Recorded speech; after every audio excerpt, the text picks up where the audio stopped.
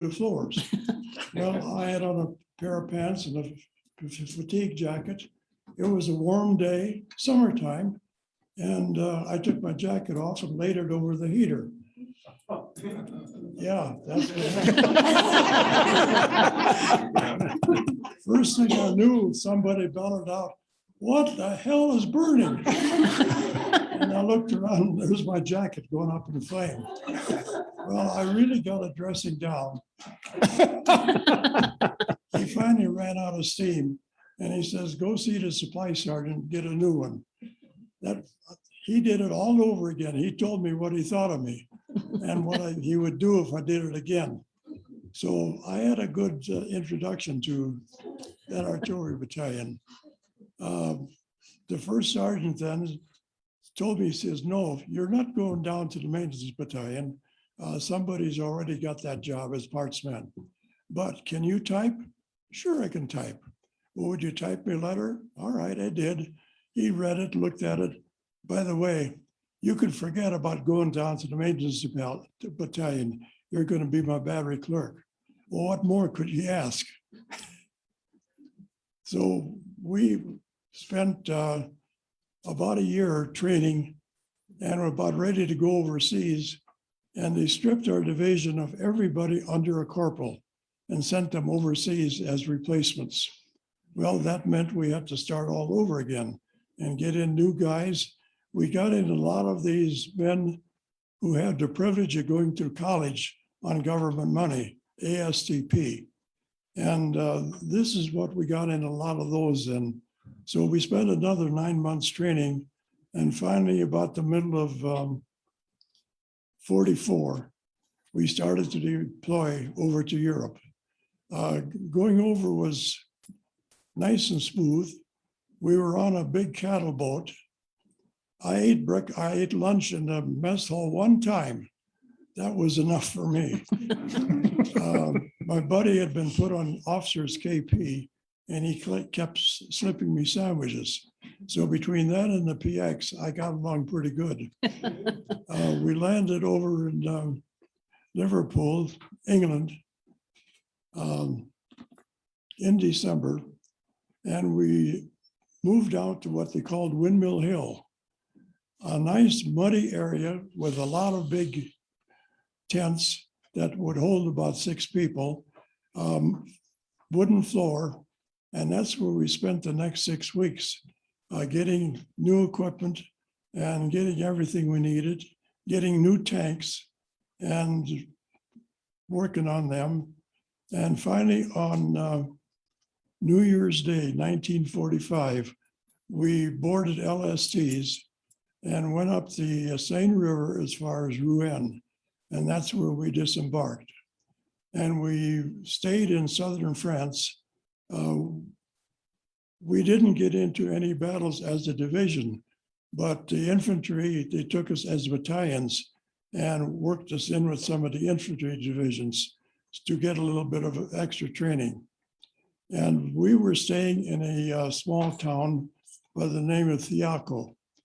The one thing I remember about this town, they had a little wooden church there. This room right here is bigger than the church was. Behind the altar, there was big glass windows and also a statue of Christ that was about 8 foot tall. An explosion had knocked out the windows and knocked the statue over, laying over the altar. The wrists were broken off. The statue was okay, except for the hands were broken off. Here just a couple of years ago in the Reader's Digest, I read this story again. Why it took them so long to find out about it, I don't know. But anyway, the church members had a meeting to decide what to do about the statue. Should they fix the hands or what? And it was decided that no, they would leave the statue alone, because after all, weren't they the congregation, the hands of Christ?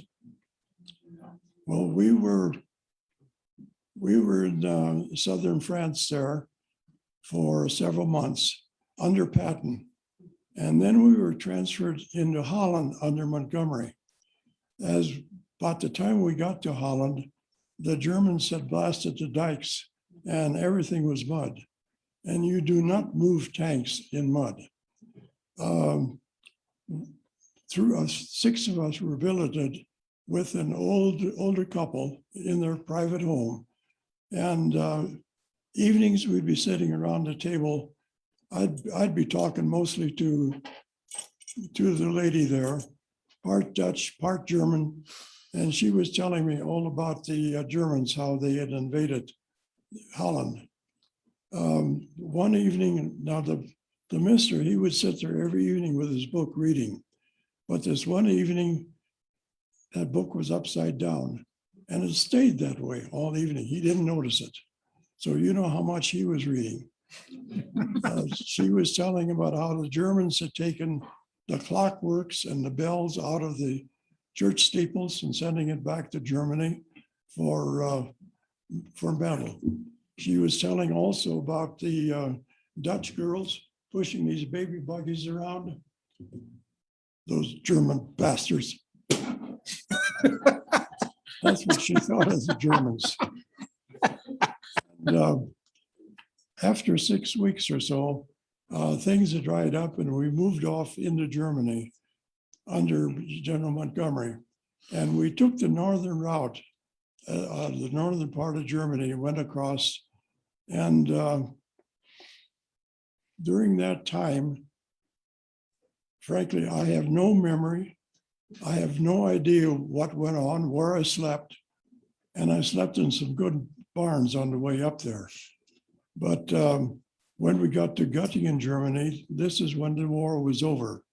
And looking at a map now, I see a lot of German towns that were familiar, at least the name is. Beyond that, I don't remember anything. But in Göttingen, then we stayed there about 6 weeks on occupation duty. We stayed in an apartment house, and the lady that owned it, her husband was a Nazi in the war. Every time we would come and go, it seemed like she'd be standing there close. She had a very sour look on her face until the day we moved out. Then she cried. She didn't want us to go. Her little kids were there almost every day waiting for us because they appreciated the gum and the candy bars. We moved into Czechoslovakia and started to get ready to go to Japan, getting new recruits into the division. And while we were doing that, Japan surrendered. So then the High Point guys were sent home and the rest of us were parceled out to other divisions. I ended up in the 84th Infantry. And I really don't know, we were probably there about 6 weeks before I finally got to go home. And we went to Le Havre and these French 8 and 8s or 88s, what do they call them? 8 horses or 88 men. And here we shipped out on a little Liberty ship. It was in February.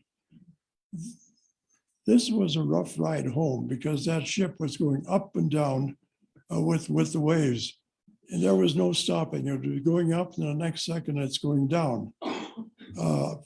As far as eating, I fared better here than I did coming over because they fed us a lot better on this little Liberty ship than we got on the cattle boat. I arrived home in Sioux City early in February. It's 2 o'clock in the morning. No taxis, no streetcars. My mother had bought a home and moved. All I had was the address. So all I could do is put my gear over my shoulder and start out on foot. Finally, about 3:30 to 4 o'clock, I found my way home. Rang the doorbell and you could hear footsteps coming down the stairs. All the lights went on. And I finally got to bed at 8 o'clock in the morning. Any questions?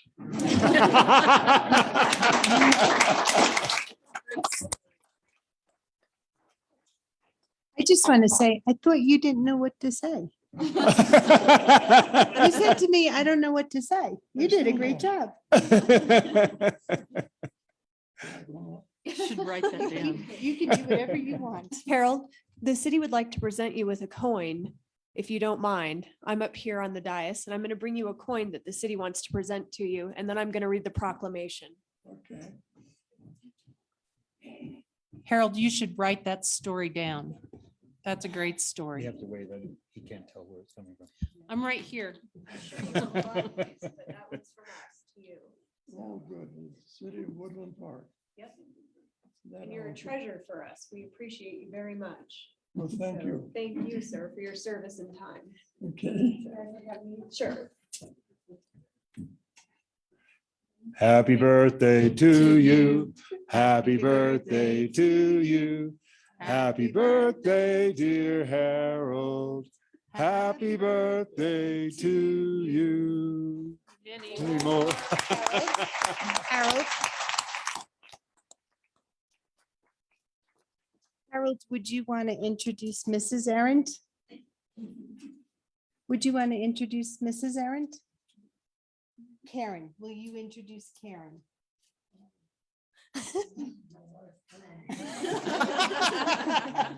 Hi, Karen. Hi, Karen. Thank you.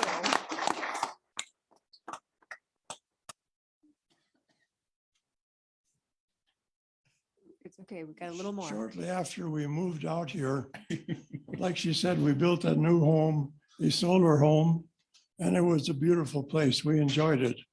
But when I got married the first time, my wife told me, every once in a while, I have floaters that go across my eyes. I've been to the doctor. They can tell me what it is, but not what causes it. After we moved out here, it was getting much worse. And my wife went to a doctor and had an MRI. The doctor came back and says, you have an aneurysm. 2 millimeter is large. Yours is 6. Holy cow. So there was no question about her having surgery. We went into the hospital and they operated on her on the Saturday. And the doctor, well, he had to take something off from that aneurysm and open it up. So, well, what he wanted to do, I don't know. But that little bit he took off hit the vein that supplied blood to her head. And this, when she came back to the room, she couldn't see, she couldn't talk, but she was awake and she could, with sign language, she could answer questions. She laid there almost a full day before she finally went to sleep. And I can't think of a more miserable way to die than what she did. Bless your heart. About a year later, Karen was in the Lutheran church too. And we seemed to be doing a lot of work together on different committees and this and that. So about a year later, I asked her if she would marry me. She looked at me and she says, I've got to think that over.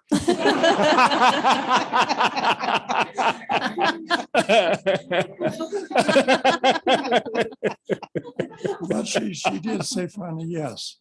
And it has been a good marriage for the last 20 some years. So, but thanks again. Thank you. Thank Stay you. right there. The mayor's going to read the Yeah, I'll read the proclamation. proclamation. Whereas Harold Arendt was born on October 28th, 2020. No, not 2021. What year was he born? 1921. 1921. We'll fix that. To Ted and Elise Arendt in Laverne, Minnesota, one of 3 siblings, making this his 100th year. And whereas was married to Lois Arendt on August 16th, 1952, who preceded Harold in death, married Karen Arendt on August 8th, 1992, and continues to be happily married. And whereas Harold's legacy includes 3 children, Bruce, Marcia, and Audrey, 7 grandchildren, and 9 great-grandchildren. And whereas Harold was inducted into the United States Army in 1942 as part of the 8th Armored Division, Harold began his military career at Fort Polk, Louisiana, and served the next 2 years stateside duty. After leaving the States, Harold and the 8th Division were sent to Europe. They crossed into France on New Year's Day in 1945, where they served under General George Patton. Harold's troop was transferred under Montgomery in Holland. British Field Marshal Bernard Montgomery, known as Monty, and his troops left Holland and crossed into Germany, where they stayed until January 1946, when the war was over. The division spent the last 6 weeks of the war in Germany, where they moved into Czechoslovakia to prepare for duty in Japan, but Japan surrendered. He retired from the army as a technical sergeant and returned home to Sioux City, Iowa. And whereas Harold owned a hardware store and worked as an insurance agent for Aid Association for Lutherans, and whereas Harold has always been a devoted member of the church and a member of Faith Lutheran Church in Woodland Park for 37 years. Church has always been very important to Harold. At Faith Lutheran Church, Harold has served as an elder and the church treasurer. And whereas Harold enjoys reading, especially World War II history, making his famous rhubarb pie and mashed potatoes, the main loves in his life remain to be his church, his wife and family, and his country. And for this, Harold Arendt is known far and wide to be a sweet soul with a warm heart. Now, therefore, I, Hilary Labar, Mayor Pro Tem of the City of Woodland Park, on the occasion of his 100th birthday celebration, do hereby proclaim October 21st, 2021 as Harold Arendt Day.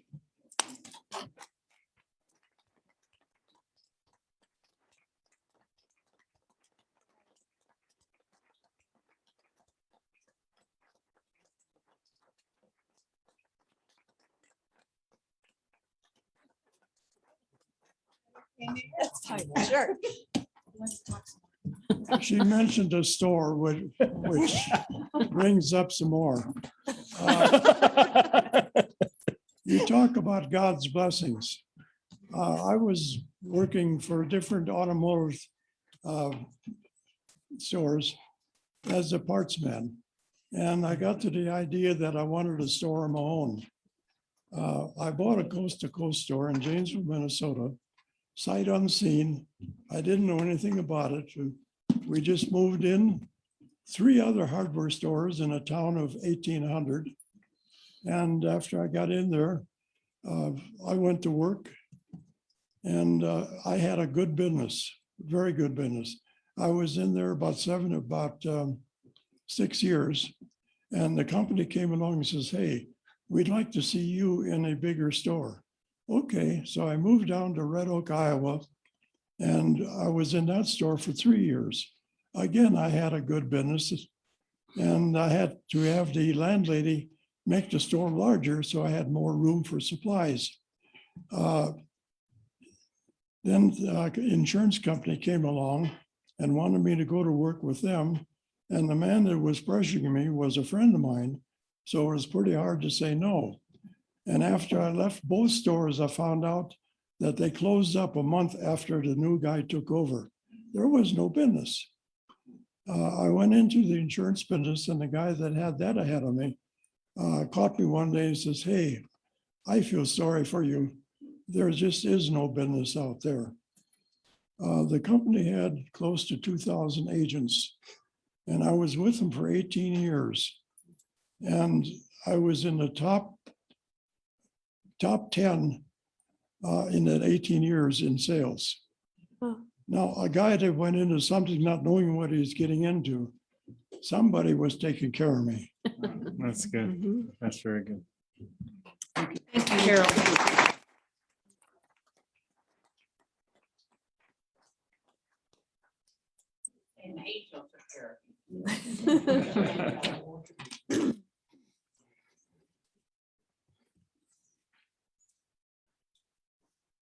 All right, now we're going to move on to item 3B, and that is to consider the appointment of George Jones to the Charter Review Committee. Thanks, Mayor Pro Tem. Sure. As council is aware, the Charter Review Committee is moving forward with charter amendments for this upcoming election. We currently still have 2 vacancies for citizens on that committee.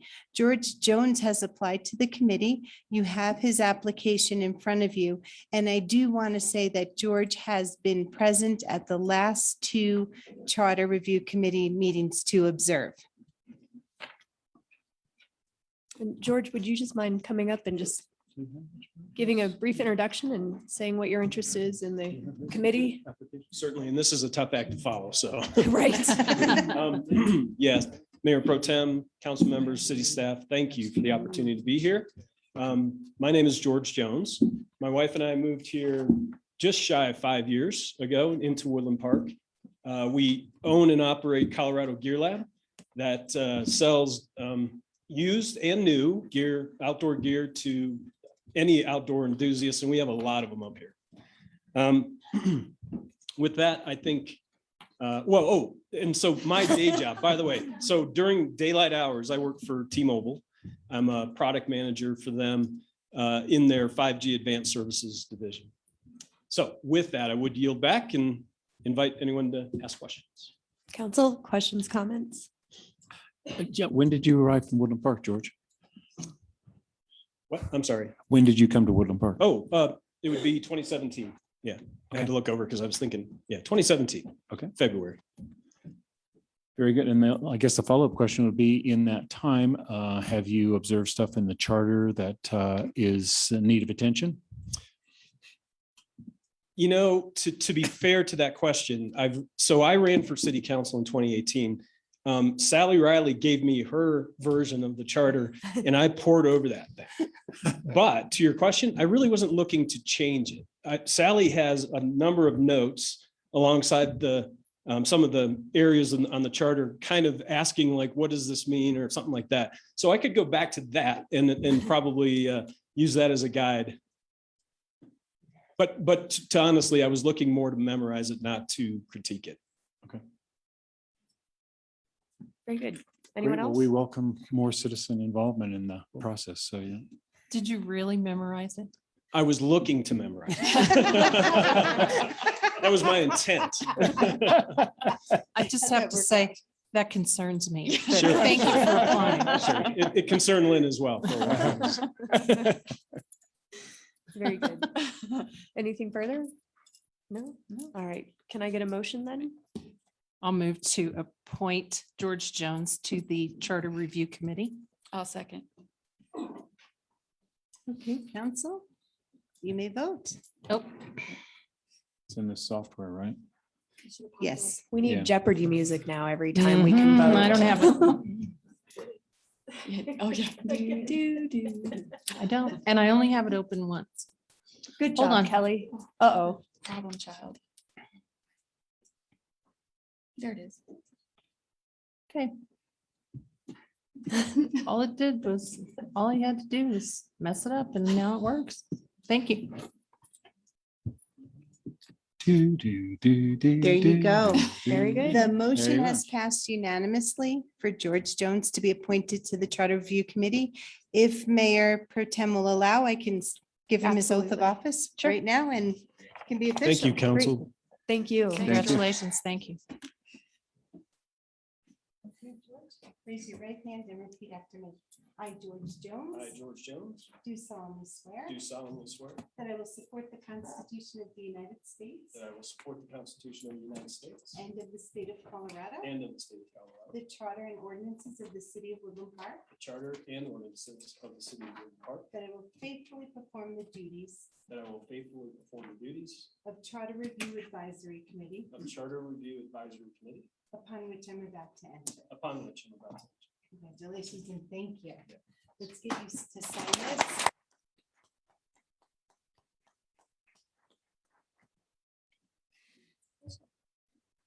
In his right mind.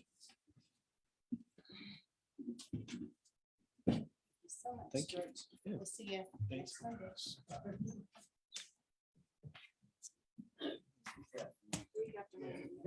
Oh, we get them.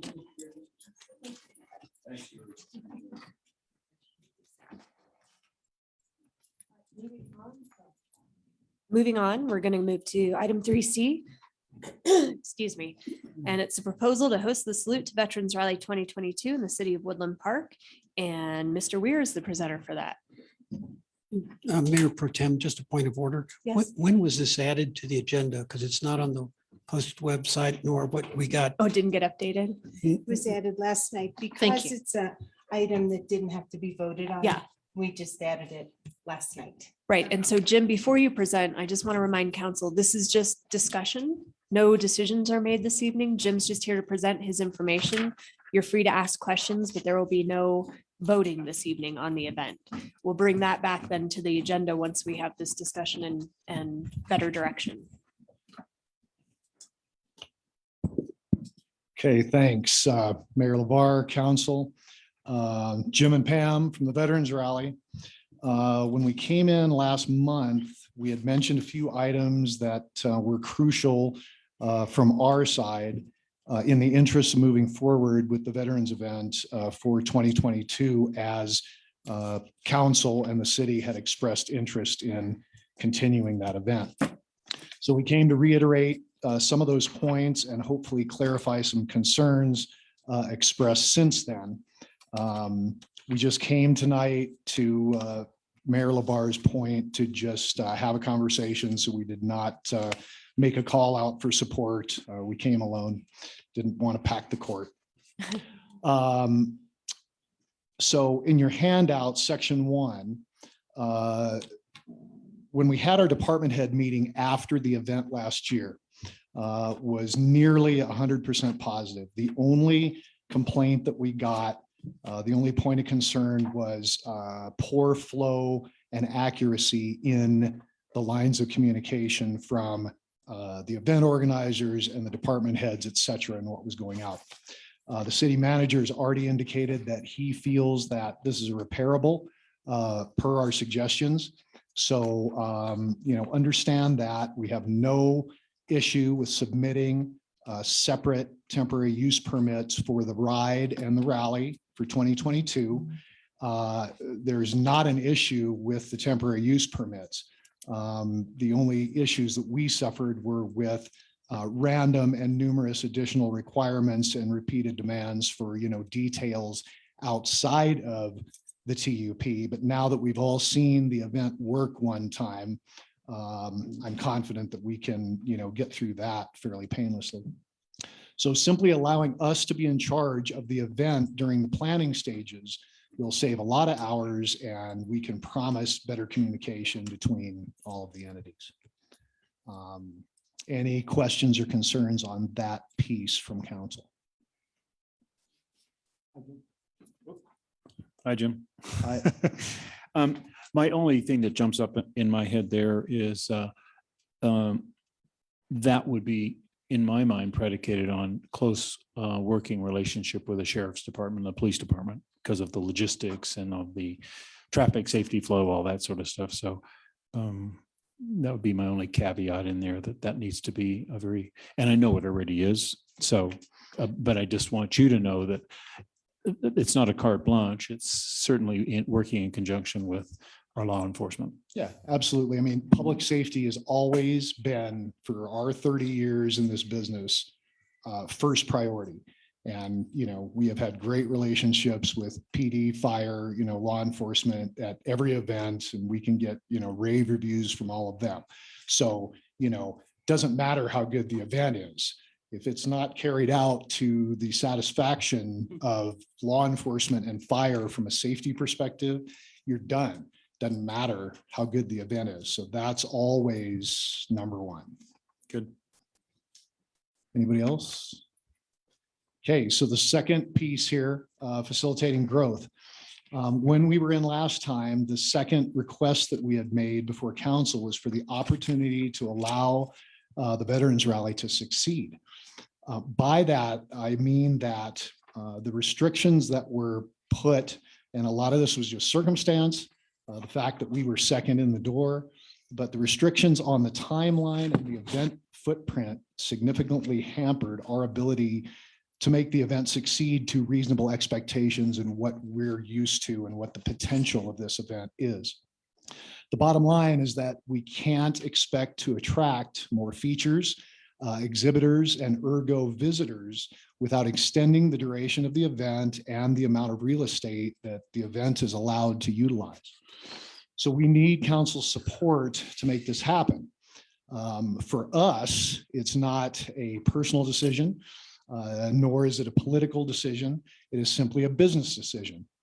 So the Veterans Rally is a multi-day event, attracts a lot of out-of-town visitors. It bolsters lodging and sales tax revenues, brings local and national positive media attention to Woodland Park, and benefits the local community in numerous ways, including cash donations, which benefit Teller County veterans.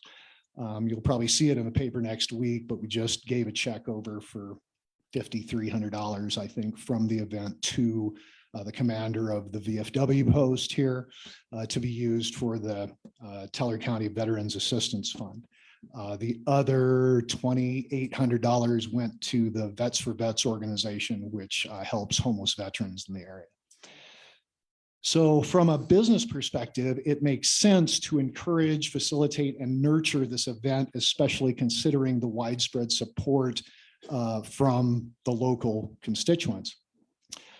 So, what no doubt we're going to have is multiple events happening in the same time frame, in the same venue, same as what happened this last time.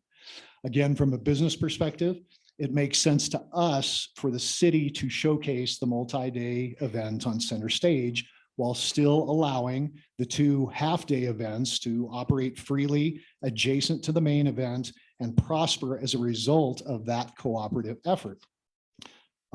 Management of the craft fair in our conversations with them has been very positive and cooperative in the conversation so far, and the suggestions that we brought forth to make this one very successful Friday.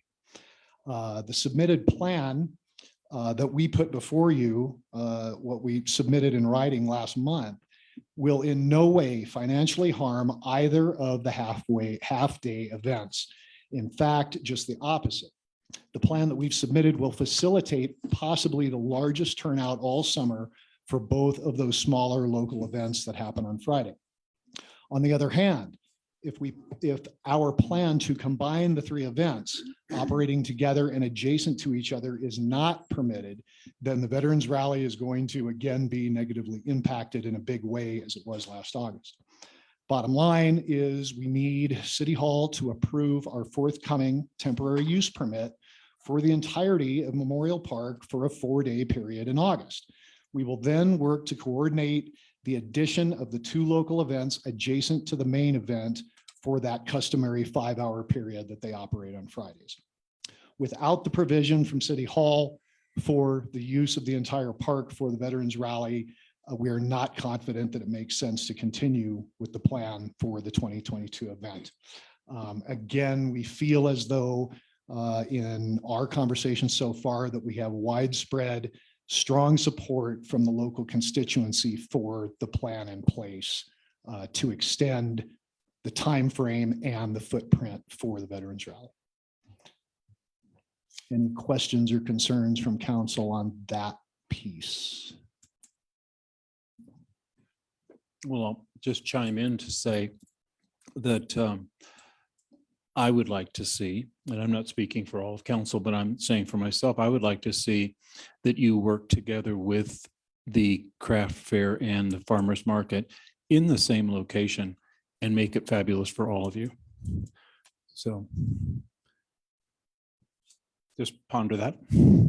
That's the intention. That's the idea, but it will require some with, this last year, and understandably so, Veterans Rally took on all of the compromising and all of the movement to make the thing happen.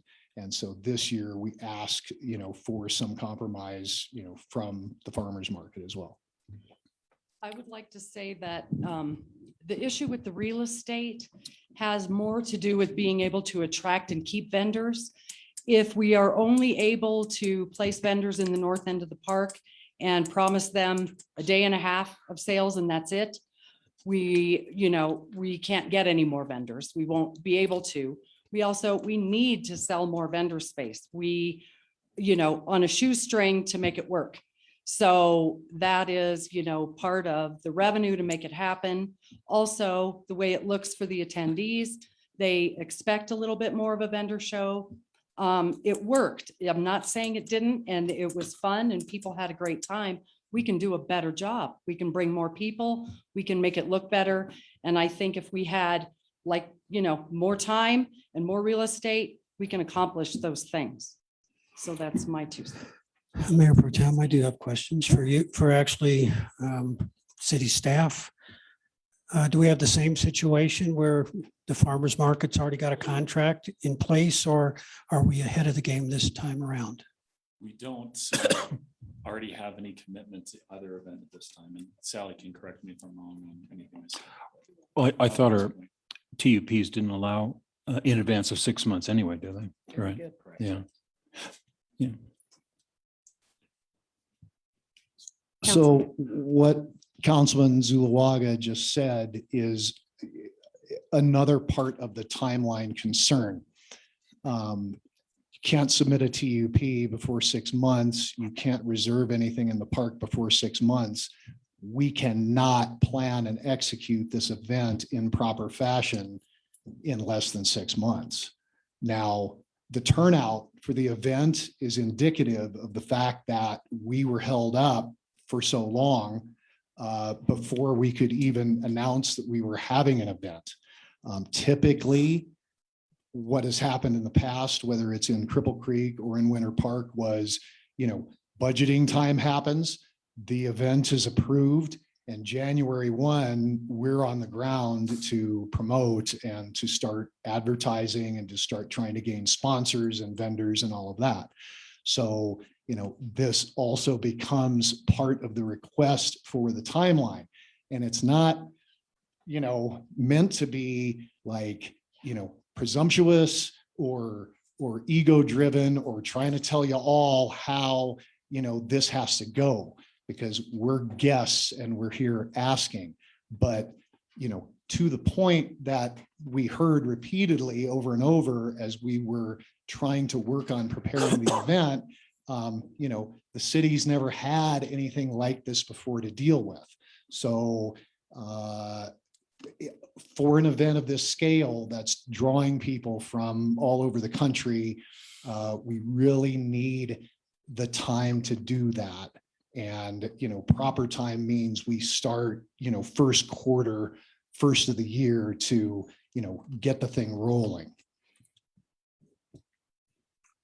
So that's probably going to, I'm guessing that's going to require a discussion not only with council, but with the city in terms of changing how we book events. Because I could see not just your event, but I could see a lot of other events that come annually to want to plan just like that. So, but that's beyond the scope right now, but you make a good point.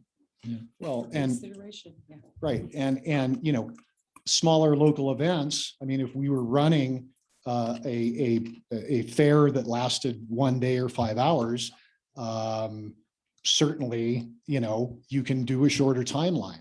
But when you're talking about a veterans rally or a territory days or, a large scale deal like this, the best job is done when you have time to prepare.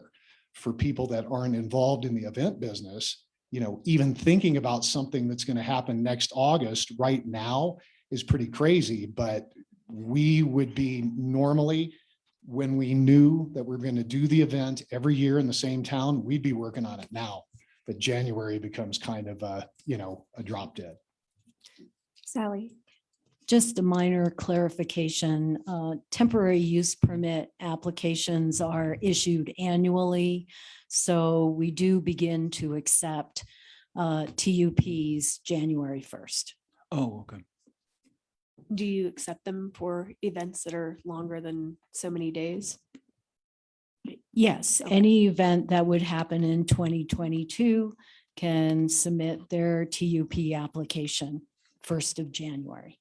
And for 1 day, 2 days, 6 weeks? Whatever that Okay. event is going to be. Okay, great.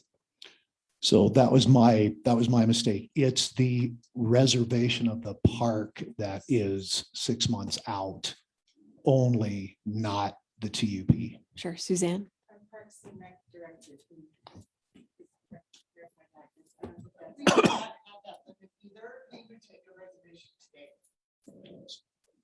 Okay, Problem solved. anybody else? Next. Good thing you're here. Okay, so third section then. While the previously presented 2 items are crucial if we're going to move forward with plans for the next year's Veterans event in Woodland Park, The last item is an ask, and it's only an ask. And we believe there's some misconception regarding the request that we made in writing to council in September. City manager has made some reference to a direct cash contribution to the event. This is not what we had in mind, and it's not what we expect. The inclusion of the Vietnam Veterans Memorial Traveling Wall on Rally Weekend has always been a separate event with its own advertising, its own sponsors, its own event plan, and its own timeline. When you book the wall, you get the wall for 5 to 6 days. The wall is historic, educational, and of great benefit to any American community. It's routine that municipalities sponsor the traveling wall and bring it in. Woodland Park Superintendent of Schools has already expressed interest in your students learning and better understanding the Vietnam conflict. The paragraph in Woodland Park's budget plan, which describes the intended use of lodging tax dollars, makes the Vietnam Memorial Traveling Wall a perfect candidate for funding through lodging tax revenue. Again, not to be presumptuous, we only understand by what we read in that paragraph in the budget, and we've had no conversation with anybody about that. As the attendees of the Veterans Rally have no doubt been contributing to lodging tax revenues in Woodland Park since the lodging tax was established, we felt like this was appropriate request for us to make. Further, we would not be asking for the entire amount, and we would be willing to take up the difficult task of fundraising the other 50% that it would take to get the Vietnam Wall here. The deposit is the important part, because the wall typically is booked 8 to 12 months out. And if you can't get in that window, you don't get a date. And normally we would be taking care of that deposit, but our company has no working capital at this point because of COVID. And so this is where we turn to the city with the suggestion. Just to be clear, neither Pro Promotions nor the Salute to American Veterans Rally would financially gain in any way with an appropriation towards bringing the wall into Woodland Park. We don't have our hand out. We're, for the 21 event, we worked to raise more than $35,000, which was the majority of the necessary funds to execute the event. And then we returned $8,000 or more in contributions to the local veterans community. We don't believe there's another special event held in Teller County which can say the same. We are confident that there will be a significant return on investment to the city by stepping to further support the weekend's activities, in particular by sponsoring the appearance of the Vietnam Memorial Traveling Wall as a summer tourism feature. Again, we have strong local constituency support for the plan to bring in the wall. The second piece of our request for funding, again, is not any sort of direct cash contribution to the Veterans Rally or Pro Promotions. At both of our other venues where we have previously held the Veterans Rally, we have erected small, tasteful memorials dedicated to all American veterans from all wars.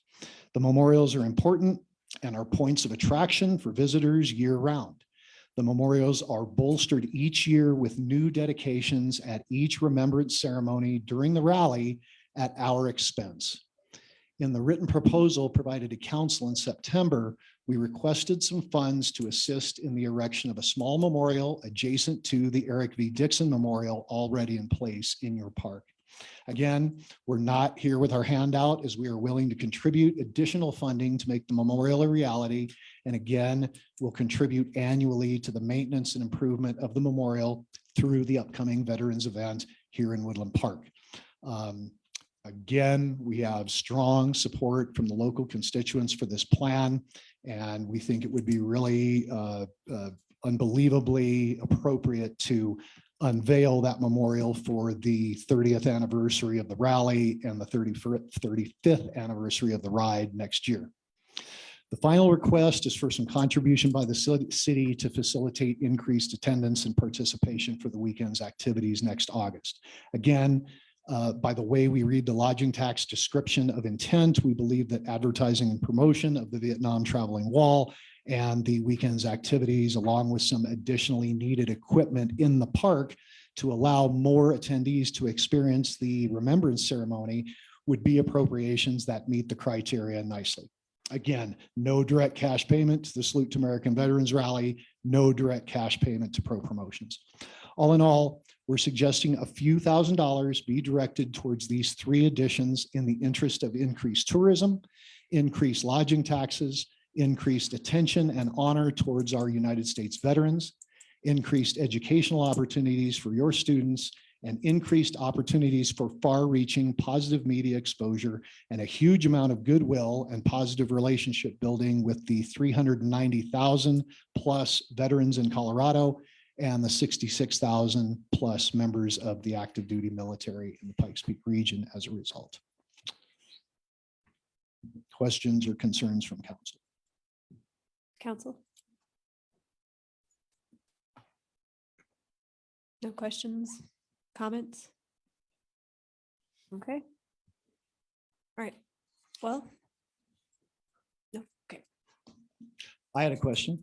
yes. I don't know if I can get an answer, but for Mr. Lawson, have you assigned a number, dollar figure to the department employee overtime, the infrastructural support that was dedicated to the event this year? Yes, we have. Because I've been asked by the Veterans Rally Committee what that looks like for you. So yeah, we did ask this question of our staff shortly after. And looking at Parks and Recreation, Police and Public Works, it looks like our in-kind was $18,250 for the event. That does not include soft cost for the city manager's office time and the planning department's time. But the other 3 departments, it does. So that is the straight up overtime and any kind of materials, the restroom supplies and all that kind of stuff. It looks like this is time for staff in terms of Got it. actual materials. I don't know if those were in our figures. Okay, well, and we figured probably 20 anyway, so. Thank you for that. Yes, very much. I mean, and that is, that right there puts, if this year, all things being equal, if we had to pay for that, that event wouldn't have happened, because that's far more than anything that we were able to garner from the event. So the city truly made the event happen this year, which is what we wanted. And that's, super important that it didn't get canceled again. So in closing, we're again confident that we have overwhelming support from local constituency here in Woodland Park for the plans that we presented. And if required, we're ready to, demonstrate that support to council in whatever way you see fit via the citizens of Woodland Park and Teller County. We want to thank council for their time and attention and for all the past support, many years of supporting the recognition ride, and this year in supporting the Salute to American Veterans Rally. Thank you. Thank you. Thank you very much for Thank you, Jim presenting. and Pam. And Jim, this will give us information now that we can add to a coming agenda where we can openly discuss the topics and the numbers and then come to a decision sooner rather than later for your benefit. Right. So, Well, and we want to thank Suze for getting us. I mean, this was like total last minute deal, because I wasn't even sure if, we needed to, come to council with this. And it turned out that I'm leaving next week. I'll be gone all of November, part of December. And so Okay. this was like our last opportunity. So we appreciate that. Having said that, Pam's around. oh, and- good. Yeah, Okay. Pam's a hunting widow. So we'll keep you posted for the, Yeah. for the Yes. agenda. And I'm available for phone calls. So is Pam. If there's any questions or anything isn't clear between what we submitted in writing, what we said today, or what we can and can't do. Sure. Excellent. Thank you very much. Thank you. Thank you, Pam and Jim. All right, now we're going to move on to item 4. It's additions, deletions, corrections. Seeing none. On to item 5A, approval of the October 7, 2021 regular city council meeting minutes. And Suzanne.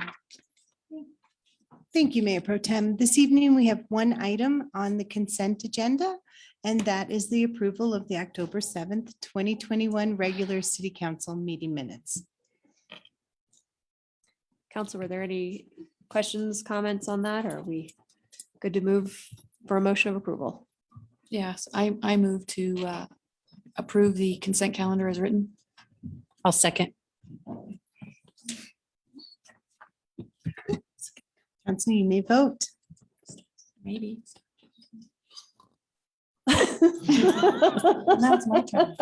Me too. We'll see. Maybe I'll try this trick again. If it works, We'll get it. I just have to leave the meeting.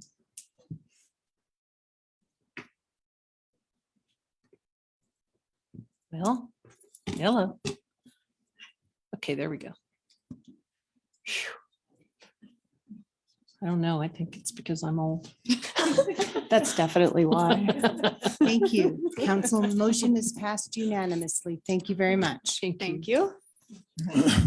All right, and now we're on to item number 6, which is public comment on items not on the agenda. And Suzanne, do you have anyone signed up or on I- Zillow? I do. We have, we're clicking on it right now. Okay. We have one person signed up on the agenda to speak, and that is Deanne Betterman.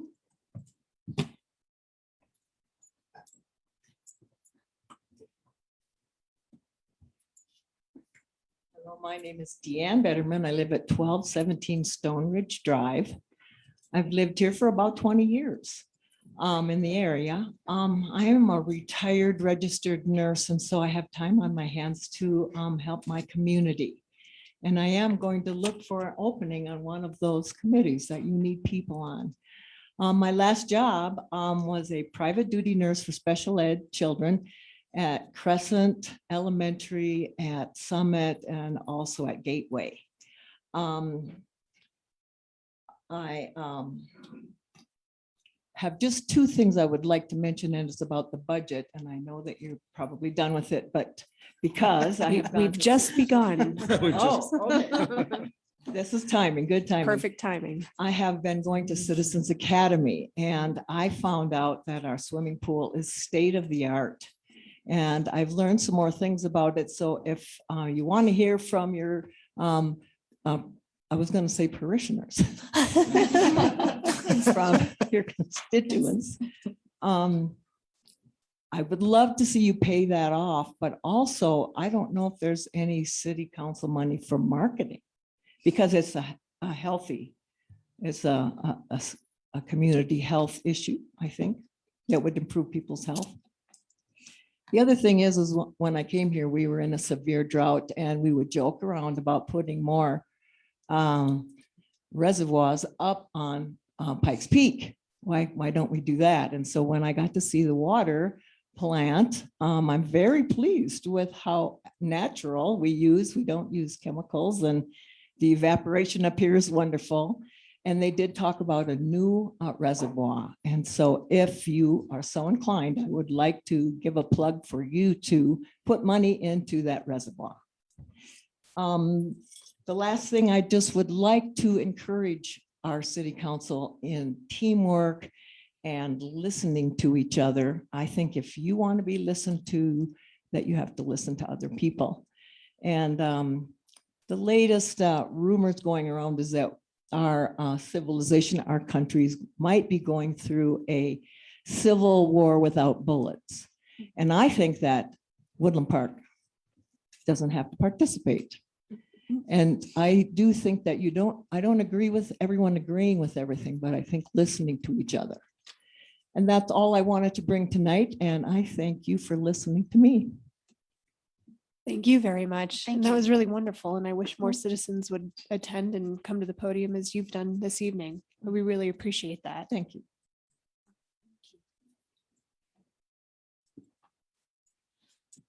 Suzanne, anyone else? No, ma'am. All right. Moving on to unfinished business, and there's none. And on to number 8, ordinances on initial postings. None. And 9A, we have consider ordinance number 1404, a request by Woodland Park Community Church to rezone from suburban residential to community commercial. And Miss Riley is going to present that for us. And council, I'd just like to remind you, this is quasi judicial. So just stick to this topic and this topic alone. Hillary, this is all public hearings. Thank you. You'll have to remind me again. I will. Thank you.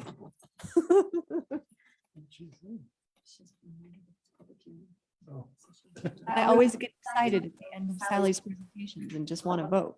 Okay. Not sure. There you go. For some reason.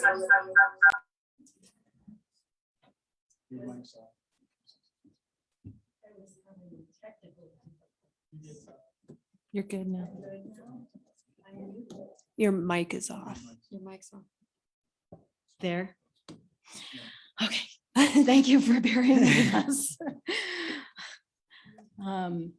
Okay, now I'm moving along. We are, first item on public hearings this evening is considering ordinance 1404. It's a request by the Woodland Park Community Church to rezone their property from suburban residential to community commercial in order to continue the use, a preschool use on Lot 2, Parkview Estates, filing number 2, and this is located at 800 Valley View Drive in the suburban residential zone. So most of you do know the location of the Woodland Park Community Church, which is up north off of Highway 67 and Valley View Drive. Here is an aerial of the sanctuary church facility, and the aerial also shows the floodplain, which encroaches primarily on the front portion of their parking lot. And the church has been at this location since 1994 is when they began construction. And at that time, it was zoned C2. And then in 1997, the city overhauled our zoning, and for some strange reason, it was zoned suburban residential. So I wanted to show you the zoning map and show that there is a community commercial piece of property that is just to the west of their current site. And so the church also owns the Jamestown Square site. And so with new community commercial zone, it will be compatible with the adjacent zone. Around this area to the north is Teller County property. To the west is multifamily, where the new Trailhead Habitat for Humanity site is under construction. To the south is single-family residential, and to the east is also single-family residential. Here's a photo of the church itself, and they have been operating a daycare since 2000. However, it was kind of under the radar until recently they turned in an application or a building permit to do some remodeling. And so it came to our attention that in order to run a preschool and daycare center, it needs to be a commercial zone. So the church has been working with staff very well to request this rezone.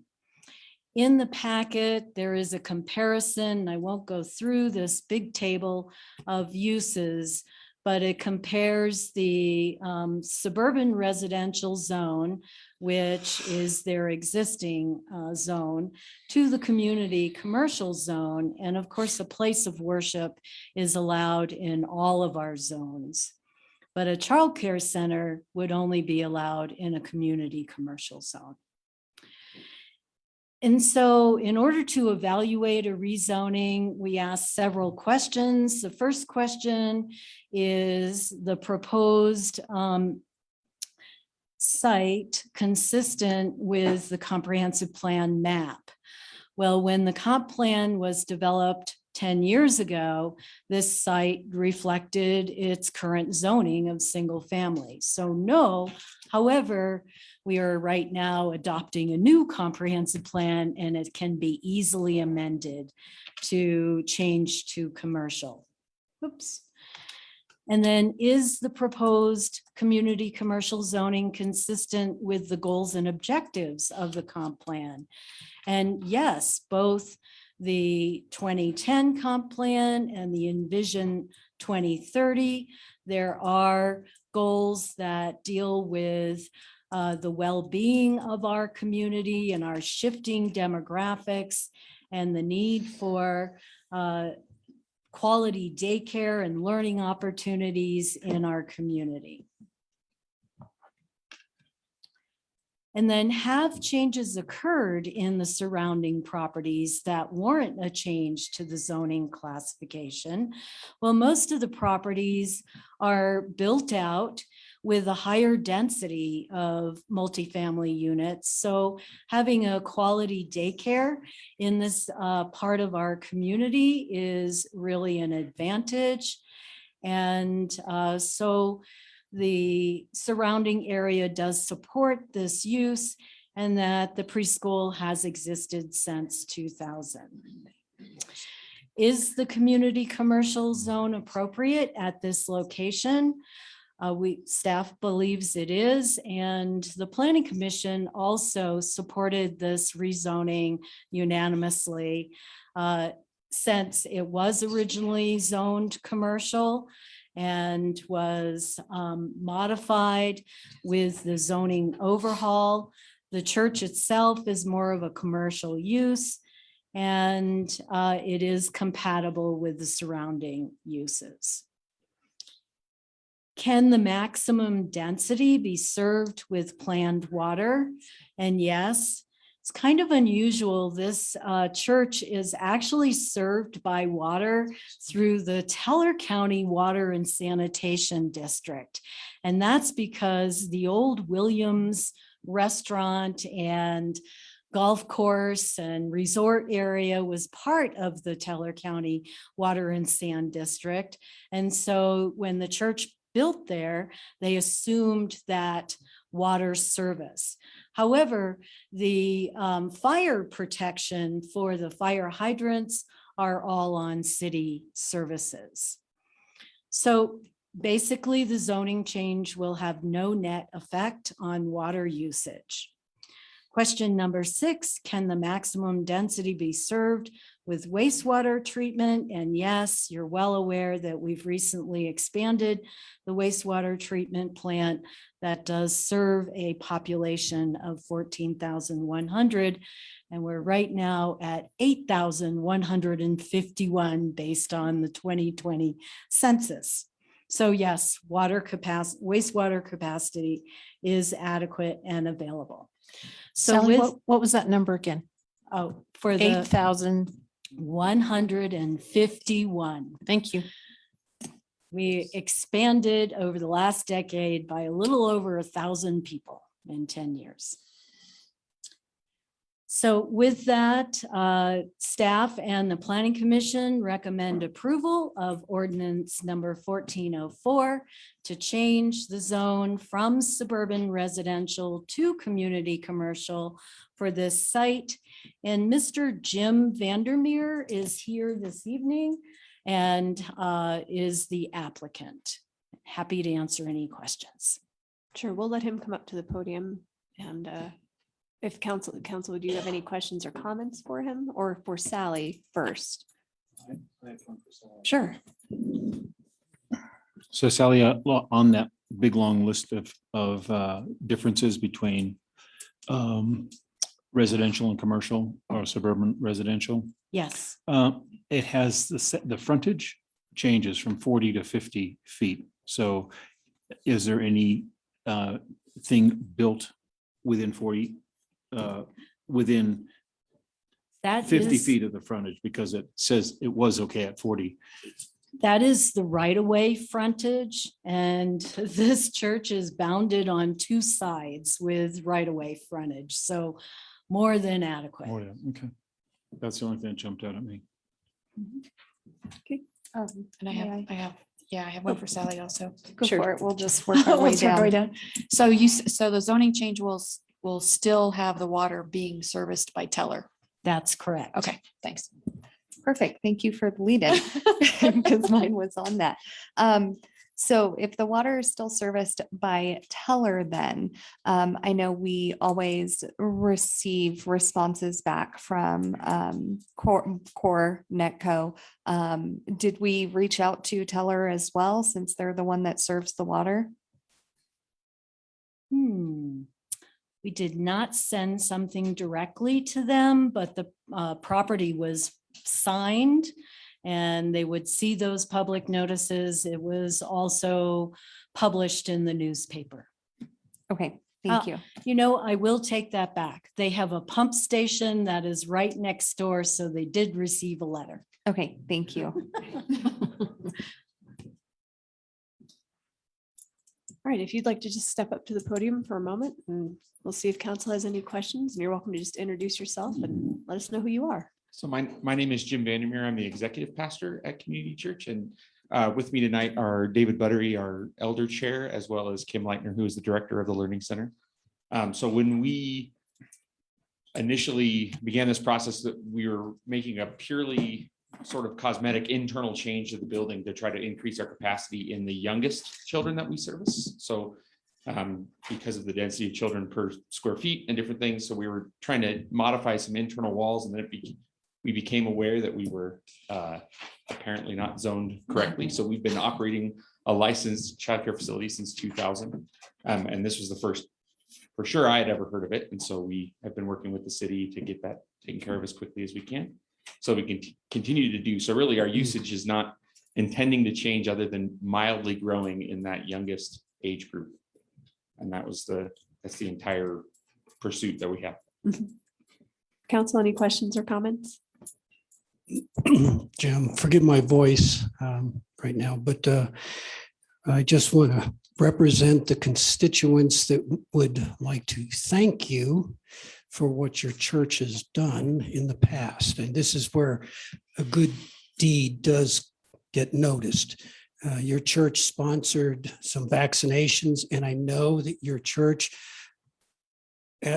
philosophically does not agree with it, but you put the community's interest first and just opened your doors to the vaccination. And I'm not talking whether we agree or disagree, but you did do that.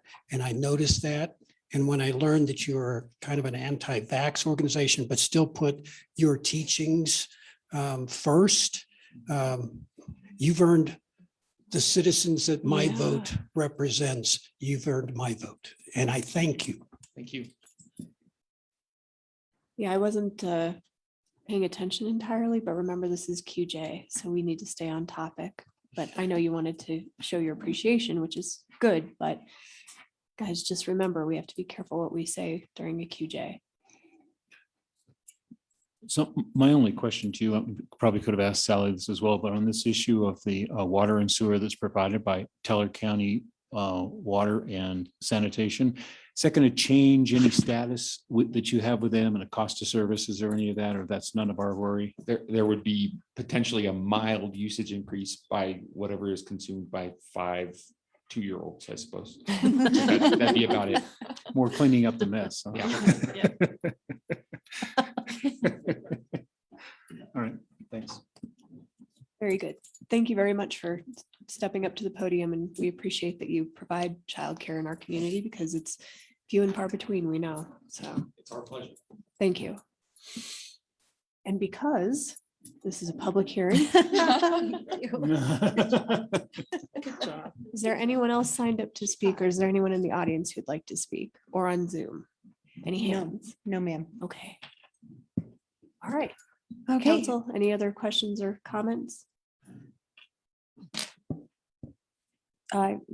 Can I make a motion that we approve ordinance number 1404, request by Woodland Park Community Church to rezone from suburban residential to community commercial?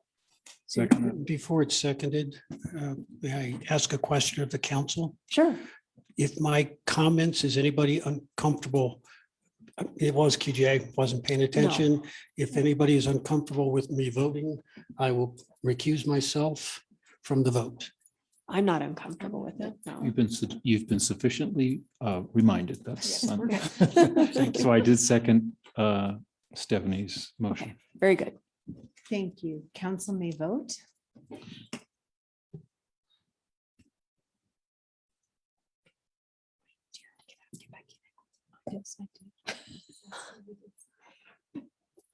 I have to leave the meeting to vote.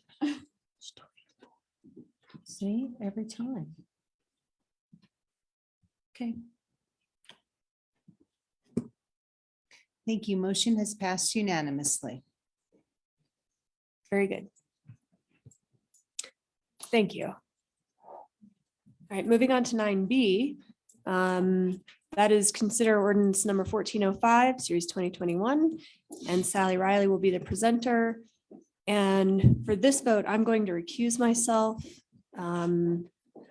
Procedurally, I'm allowed to stay and run the meeting if you all are comfortable with that. Don't feel like you're unduly influenced by my presence in any way. Okay. I'm fine with you. that. Yeah. All right, so I'm going to go ahead and let Sally present that and you guys take it away. And remember, it's QJ. Stay on topic. Stay on. Right, and there's public comment. I'll try to remember. Thank you very much. And Rob, I'm sharing my screen if you can. No page. There you go. Thank you. So this is a request for a conditional use permit by Stuffed Food Emporium. And it is located at 100 Morning Sun Drive on Lot 2, Morning Sun Business Park in the neighborhood commercial zone. And on the screen is the map of the location of the former Denny's. And this applicant was here at your last meeting with their liquor request. So this is the final step in their process, is to obtain the conditional use permit, which is necessary since the Denny's was vacant for a number of years and the Denny's conditional use permit expired with that vacancy. So this is zoned neighborhood commercial as shown by the zoning map and circled in red, which requires the conditional use permit for a family sit-down restaurant.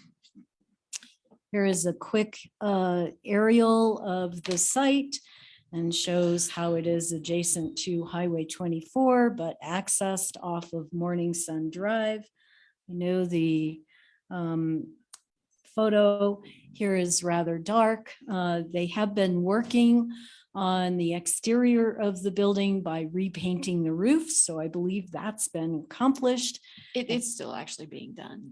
So we'll keep They're it making as, progress. Two sides are done. we'll keep that as a condition, as well as the striping of the parking lot. This was the site plan for the Denny's site. It meets all the requirements for the restaurant as far as parking and landscaping and drainage, traffic, all of those items. In the neighborhood commercial zone, this building also meets the height, the setbacks, frontage, parking, fencing and shrubbery, signs. Actually, they are submitting new sign applications that we've had a sneak preview of, but we'll be reviewing those applications with a separate sign permit. The sidewalks are existing and the landscaping is in good shape. Conditional use permits have 11 criteria. It complies with all this criteria for a need in this location. It meets compatible with the public health and welfare since it meets all the building code requirements. It does not harm the surrounding values. It's in harmony with the businesses and residential area and the city site plans and regulations. Traffic is unchanged. Drainage, water, sewer, and solid waste, as well as no hazards associated with this use and improving its architectural design. The review was done by a variety of departments and agencies. The public notice was completed according to the regulations.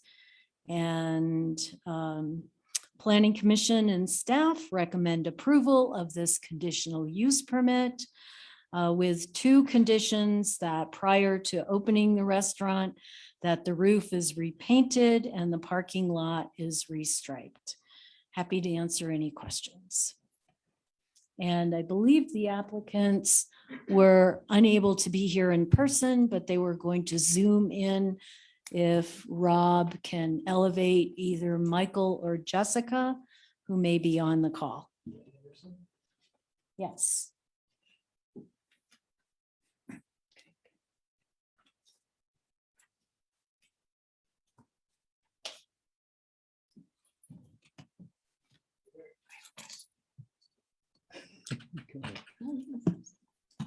Well, I just wanted to put to.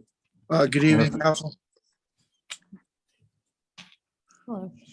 Hello. Hello. I just want to put to rest the. Good evening. Sorry. Can you hear us? Yes, sir.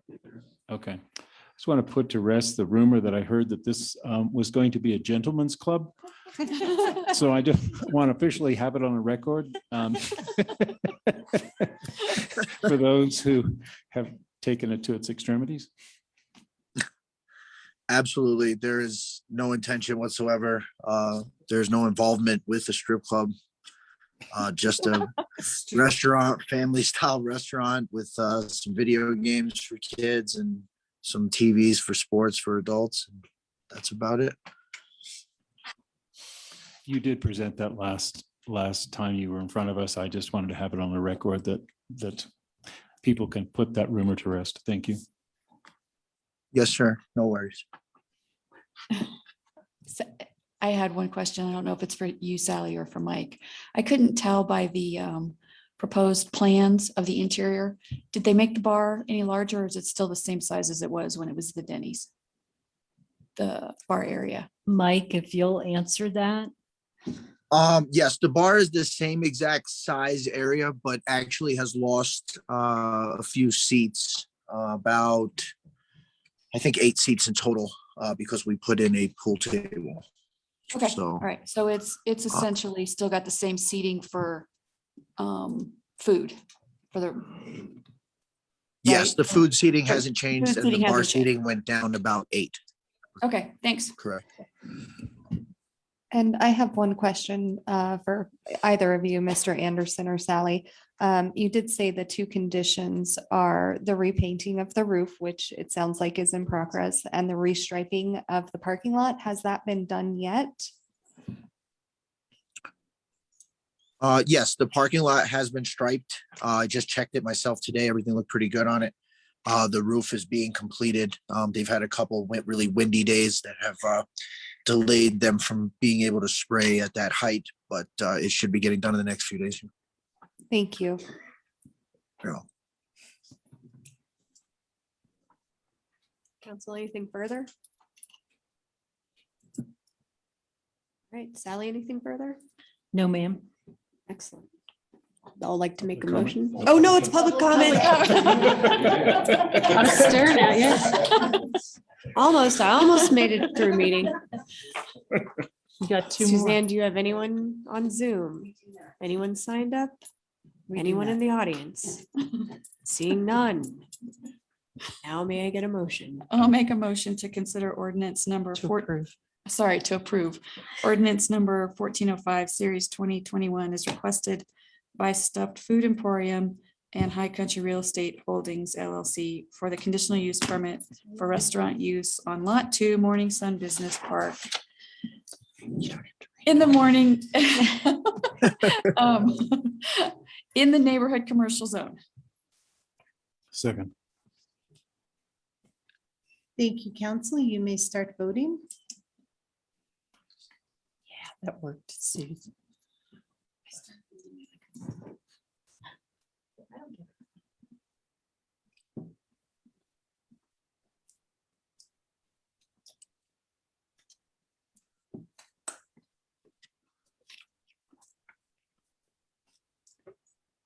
Leave the meeting and go back in. Sorry, I don't have to vote. Vanna could not make it this evening. Do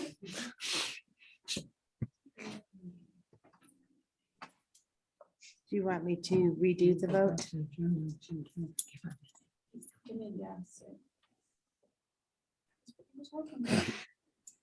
I took your place. Can you try sending it again? Mhm. Okay, let's try that again, council.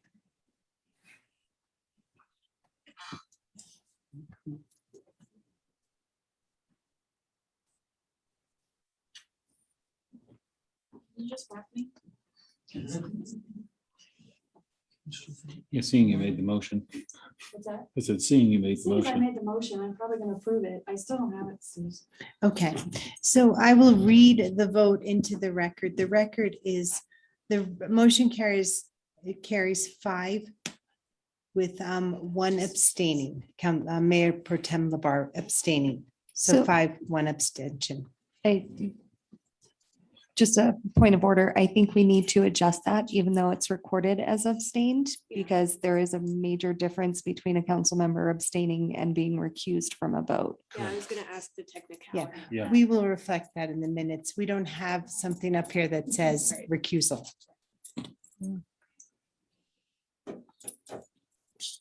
So it's unanimous. Yes. So it's unanimous. Yes. Yes. Yeah.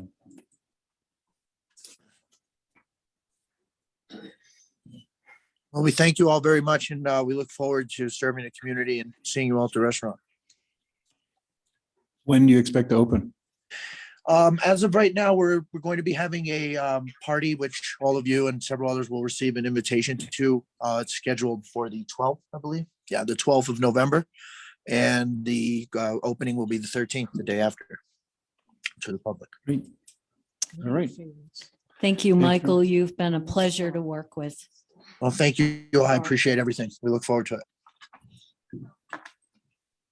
Very good. We're gonna move on to item C. And that's to consider ordinance number 1406, series 2021, a request by Anthony Longman and Darren Wester. And Sally Riley will present that as well. Thank you, Mayor And it is Pro Tem. QJ. So we'll try to stay on topic. So tonight is the public hearing for the vacation of a small portion of an alley. And I apologize for the resolution of this plat, but it was done in 1890. So it is very old. This is part of the Lake Edition, Block 6. And so the portion of the alley that is being vacated is just this lower portion here of this old plat. Shows better on the replat of Elm Heights, Block 6. Mr. Longman lives on Lot 4, and the adjoining property owner is Mr. Wester, who lives to the west of the site. Sally, can you go back to that first? Sure. The old plat. Oh, the old plat. Yeah. You said it's the lower part, so it looks to me like there's 10 parcels that alley or whatever affects? Is it just the bottom one you're talking about? It's the bottom two Bottom lots. two, okay. Yes, so we refer to these plats as a Victorian plat or the grid system, where they laid out beautiful lots that are 50 feet wide and 150 feet deep, with alleys and roadways surrounding them. This is the most efficient way of platting. But in a mountainous terrain, it's not always the most effective. Is it appropriate to ask if the other properties above it, are they already vacated or is They that were irrelevant? They were not interested in vacating, and this alley is unimproved. And it also has quite a bit of terrain, so it will never be built upon. Thank you. So here is the reference to the zoning map and how the Elm Heights was replatted to the east side of this alley. Here's an aerial of that area, which is heavily treed. Mr. Longman's house is right here at 640 Gunnison. This is another exhibit that is attached to the vacation ordinance that clearly shows parcel A being vacated. And the request is that the entire length of this vacation goes to Mr. Longman, which is in agreement with Mr. Wester. This is a photo of Mr. Longman's house, and you can see that the alley actually has been encroached upon by the driveway, which is one reason why he has requested it to be vacated. The review and analysis of this has occurred with referrals to various departments and agencies. There were no objections to this vacation. Public notices were done in accordance to the regulations, and this is an urban residential district. There are 8 criteria for vacations to be looked at. It is a city right away to vacate. There is no effect on utilities, emergency services, lot access, road construction, traffic, or adjacent property owner input. And we are reserving a utility easement because there is an existing overhead power line that does utilize a portion of this alley. So that's number 4. The vacation application was appropriately filled out and submitted. The ordinance was drafted in your packet. It will be recorded and the appropriate fees have been paid. So with that, staff and planning commission recommend approval of ordinance 1406 to vacate that part of the alley right away and reserve a public access and utility easement over that portion of tract A. And Mr. Longman is here this evening, patiently waiting. Council, do you have any questions or comments? No? Mr. Longman, is there anything you'd like to come up and say or? No, I'm very pleased with the way that the plan development handled this. Very good. And I guess that's a lesson to the community is that's why you have to get a permit before you do things. Because fortunately, council here understands, and it's not an issue, but it could have been an issue for the homeowner. So. Well, Sally, I just want to say that I think this is a small deviation of lot lines compared to what you see down in Green Mountain Falls.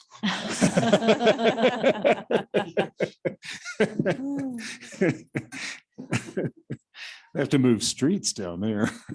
What lot lines? Right, and Suzanne, no one on Zoom? No one signed up for public comments and nobody signed up on Zoom. Okay, anyone in the audience? All right. Sometimes I have my moments. They're few and far between. So, all right, can I get a motion then, please? I'll move to approve the vacation as presented. I'll second. I could go back and give you the ordinance number. Hold on, Stephanie. 1406. I will move to approve ordinance number 1406, series 2021 as presented. And just for council's reference, we have, before the council meeting, we've put in all of the ordinances for you and the motions up there. Oh, So thank you. If you don't have them in front of you, you can Paying read them attention. from there. Are you last? So did somebody second your It's okay. modified version? I think Stephanie, did you second my modification? I did, yes. Thank you. Suzanne's on top of it.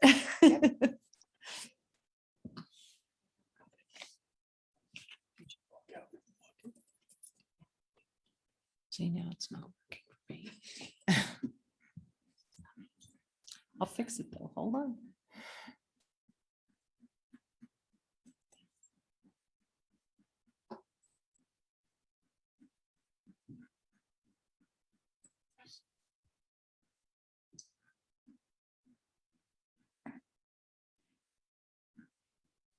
Councilmember Zulawaga?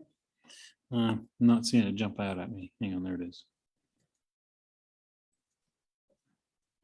There you go. Thank you, council. Motion is passed unanimously. Great. Thanks for the presentation, Sally. You're welcome. All right, we're going to move on to item D, which is not quasi judicial, but we'll still try to stay on topic. And speaking of that, Aaron is the presenter, and Aaron, is 15 minutes sufficient for you?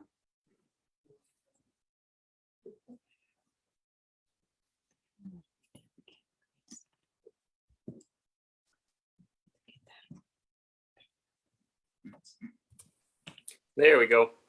Sorry about that. Okay. All right, yes, I believe it should be. Okay, great. We're going to go ahead and let Aaron present ordinance number 1407, 2021. then.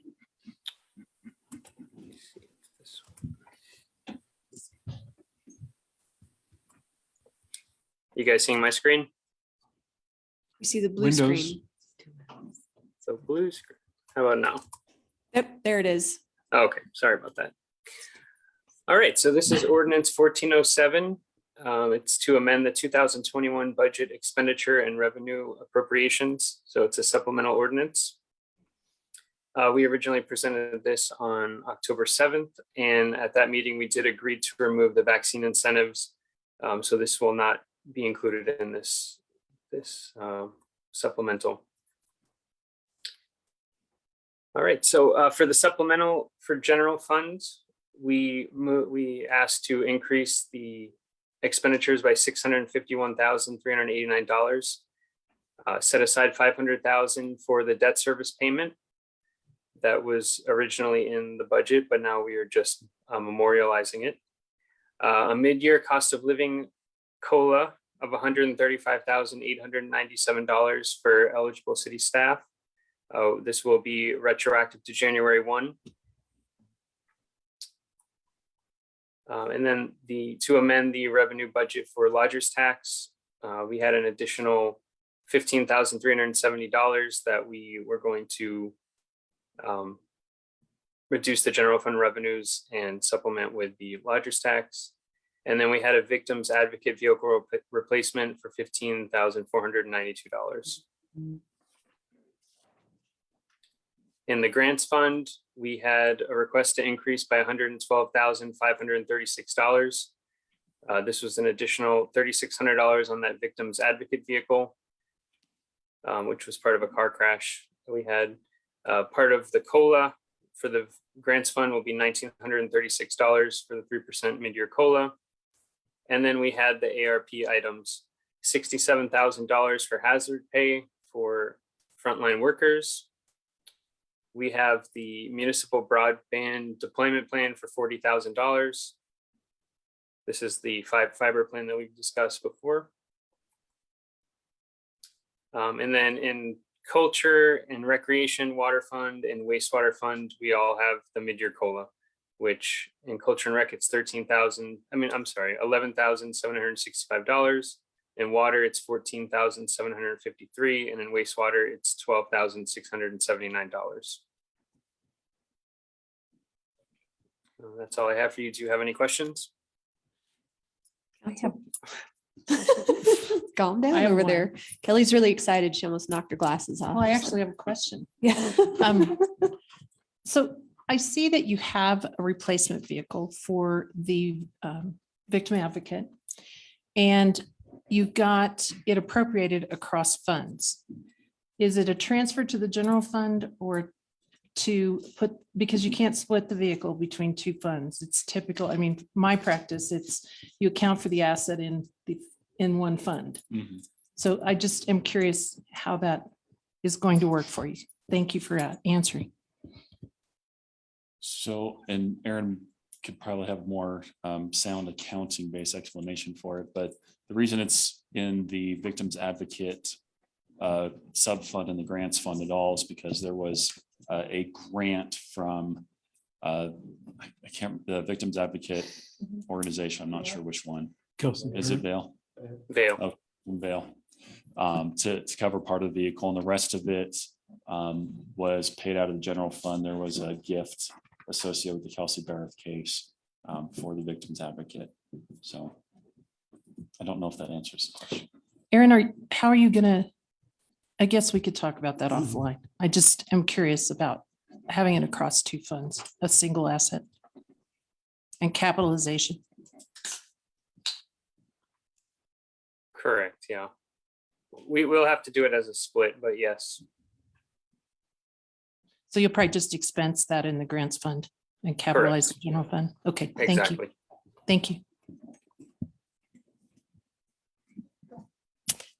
Aaron, I have a quick question. Can you just expand on the amendment to the lodging tax transfer out?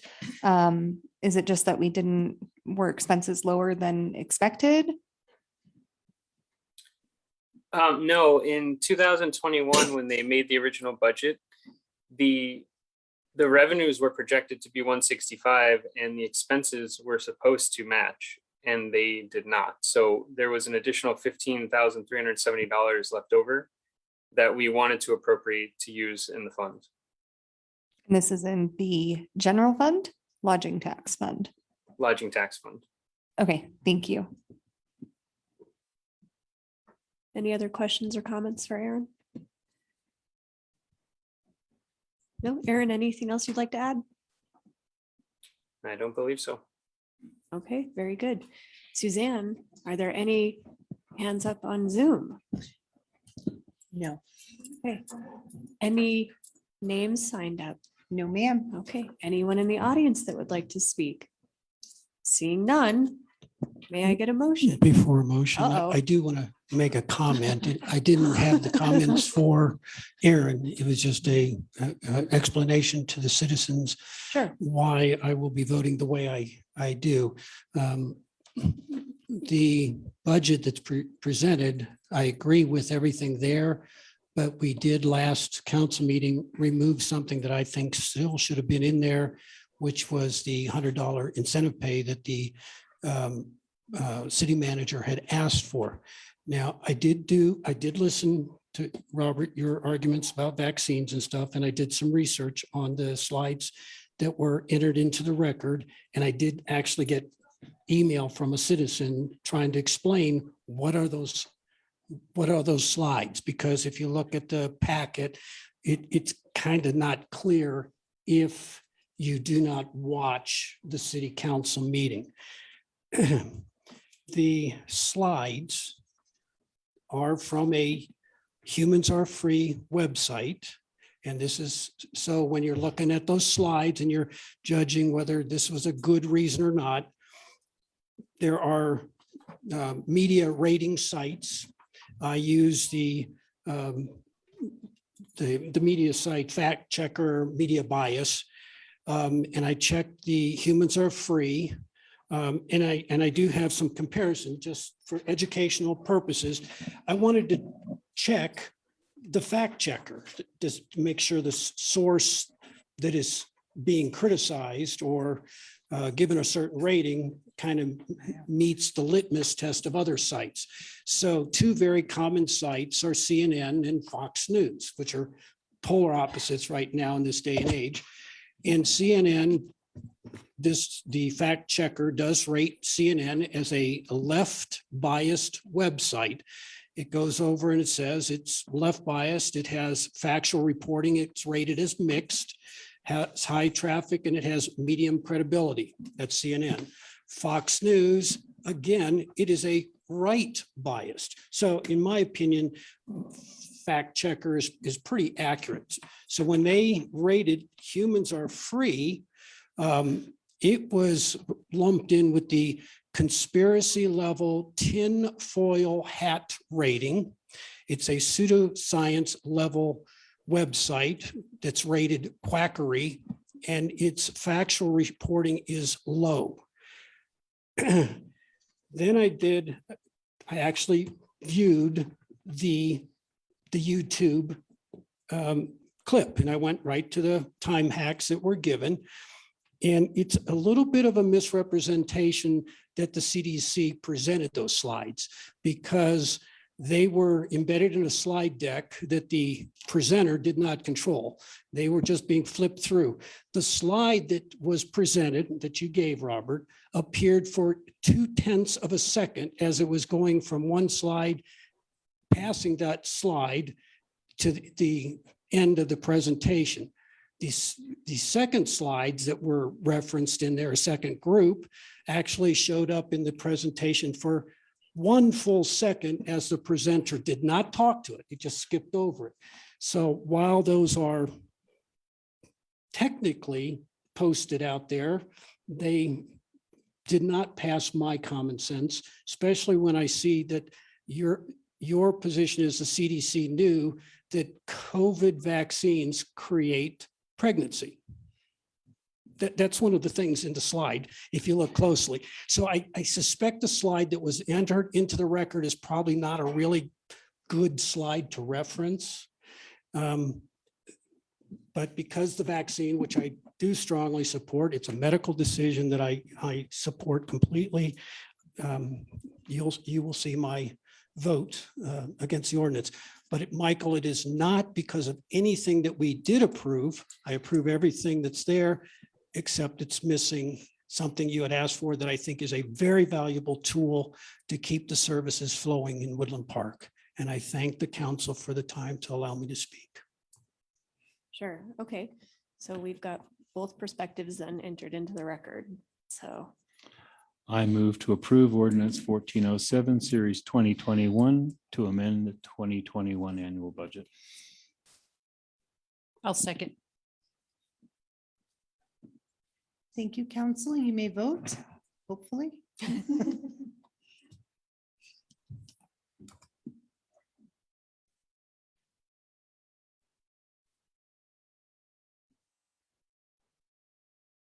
get it, Kelly? I did. I got it down.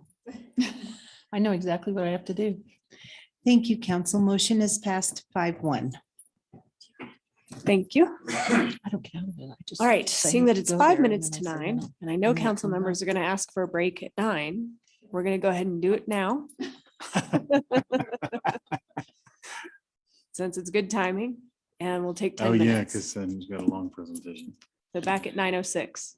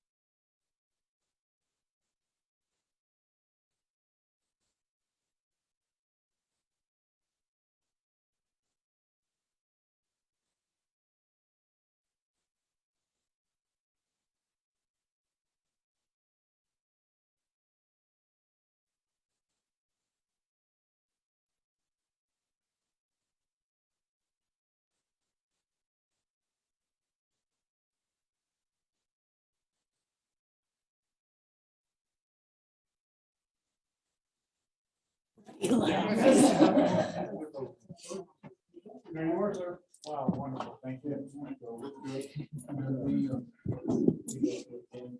All right, it's 9:07. Okay. We're gonna go ahead and get this party started back.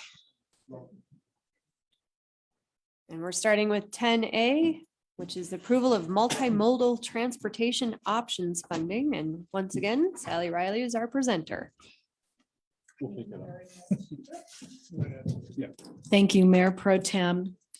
So a couple of years ago, the state had funding through PPACG available for pedestrian, sidewalk, and multimodal type improvements. And so Woodland Park applied for those funds. It is a matching 50-50 grant. And we were awarded those funds. But then it became a challenge for the last couple of years to define the scope of the project, because originally we had identified Highway 67 and 24 as our highest priorities for replacement of pedestrian ramps and doing sidewalk improvements. But luckily, CDOT is taking care of the highway improvements. So we pivoted and changed. And Rob, I'm sharing my screen. If you can put it up on the monitors, I'd appreciate the map to be able to explain that we pivoted and decided to look at our downtown core as the area to focus on. And this is a little hard to see, but in your packet, the approach that Public Works and also Main Street with the placemaking efforts to establish a more walkable downtown has been focused on the City Hall and Memorial Park area, and then trying to make those sidewalk connections and improvements to the pedestrian ramps so that they're ADA compliant in this 4-block area. So we were able, CDOT was fine with us redefining the scope, which includes about 4,300 linear feet of sidewalk repair and 34 new ADA ramps. And then also there's a section of the Centennial Trail north of town that is actually in Taylor County, but has not received maintenance. So there's another piece of this for an overlay of that section of the Centennial Trail. But we're looking to add a new sidewalk on West Street from Lake Avenue down to Highway 24, replacing the sidewalk that is just on Park Street to the west here of City Hall. That was actually built, I remember it going in 1980s, late 1980s, and it was only built 4 feet wide, which is really, doesn't even meet our minimum 5-foot wide standard.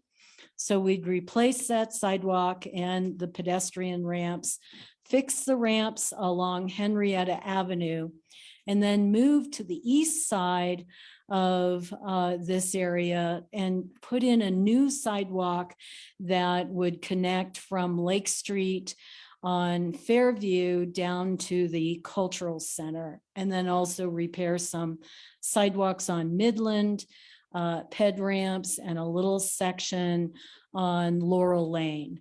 So the overall cost estimate of this project is $1.048 million.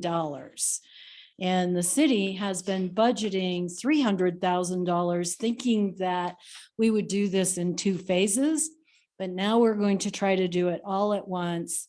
And the first step is for tonight for council to agree to enter into the intergovernmental agreement with CDOT for this project, and we will immediately choose an engineer for design. And then there has to be a number of clearances and surveys done. So it's a fairly complicated project, but one that will really focus on the core part of town and service our citizens with ADA accessible sidewalks. So with that, we'd recommend approval so the mayor pro tem can sign the agreement and we can get off and running. The challenge we do have is that the environmental clearance, we've been told, could take up to 6 months. And this this project has to be done by June 1st, 2023. So we will scramble in the next year to get it done. I am talking with PPACG and CDOT. Wendy Pettit, I have a conference call with her on Monday. They may actually come up with some other options that we may be able to extend that deadline. Very good. Council, I see Robert had his hand up, so go ahead. Yes, so my question is, so these are matching funds. We all know that inflation has hit. So what is going to be the consequence or the outcome? We go in, you do the design, you do all that, but then when it comes to actually the build, we're short. Well, I have padded this budget pretty heavily, so I don't expect to be short. Oh. Good Gotcha, a bit question. like a football Sally's player. quite clever that way. Gotcha. And my second one, if you go back up to your map, Oh, the one that had the dotted lines and all of those pieces on it. When you laid this out, you've got like future, if you go to the scale or, your little key on it, it showed things that are current, urgent, medium and low priority. And then I think your blue lines were like future planning. yes, the So dotted lines. Was this part of an overall blueprint that was needed for this to show all of these future projects? This was actually taken from an overall map of the city that corresponds with the Parks, Trails, and Open Space Pathways map. And we also had an intern that inventoried every single ramp in Woodland Park a couple years ago and set priorities for those replacements. So it was part of a much bigger planning effort.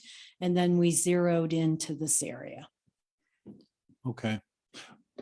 The only reason I'm drilling down on just wanting to know, because the blue lines you have on there, particularly the ones you have going through Woodland Station, that's still up in the air about what sort of development's going to happen there. So having walkways going where that road is down to the middle of lot B2 and 3 or whatever, and going across to the bank, seemed to me to be really irrelevant. And Those were based on the preliminary plat that was established with Woodland Hardware in 2014. But yeah, they're just dotted lines on a map. Yeah, right. at It's this not point. something we're moving forward to into some future part of this. No. Okay, good. Yeah. Councilmember Neal, I saw you had your hand up. Yeah, Sally, where are the funds come? What line in the budget is that matching fund coming from? Because It's the 410 fund, and there is 500,000 budgeted for 2022. so we would be, It's just a little shy of the overall amount. so what you're asking us to do is a line item approval out of our 2022 budget. Yes. And what was the timeline you need this approved? Yeah. Yesterday, as soon as possible. We need to get our RFP out ASAP to get an engineer on board to begin the survey and design work and the clearances. Councilmember Case. Yeah, I just want to chime in on the budget. The 410 fund is a capital fund. The funds in there are intended to be spent in their entirety on capital projects associated with transportation, including sidewalks, drainage. And so to have the opportunity to effectively save $524,000 by having this opportunity for a grant. I mean, this happens quite a bit. We went through, I don't know how many contracts we went through, Sally, with the 24 improvements and medians and all of that.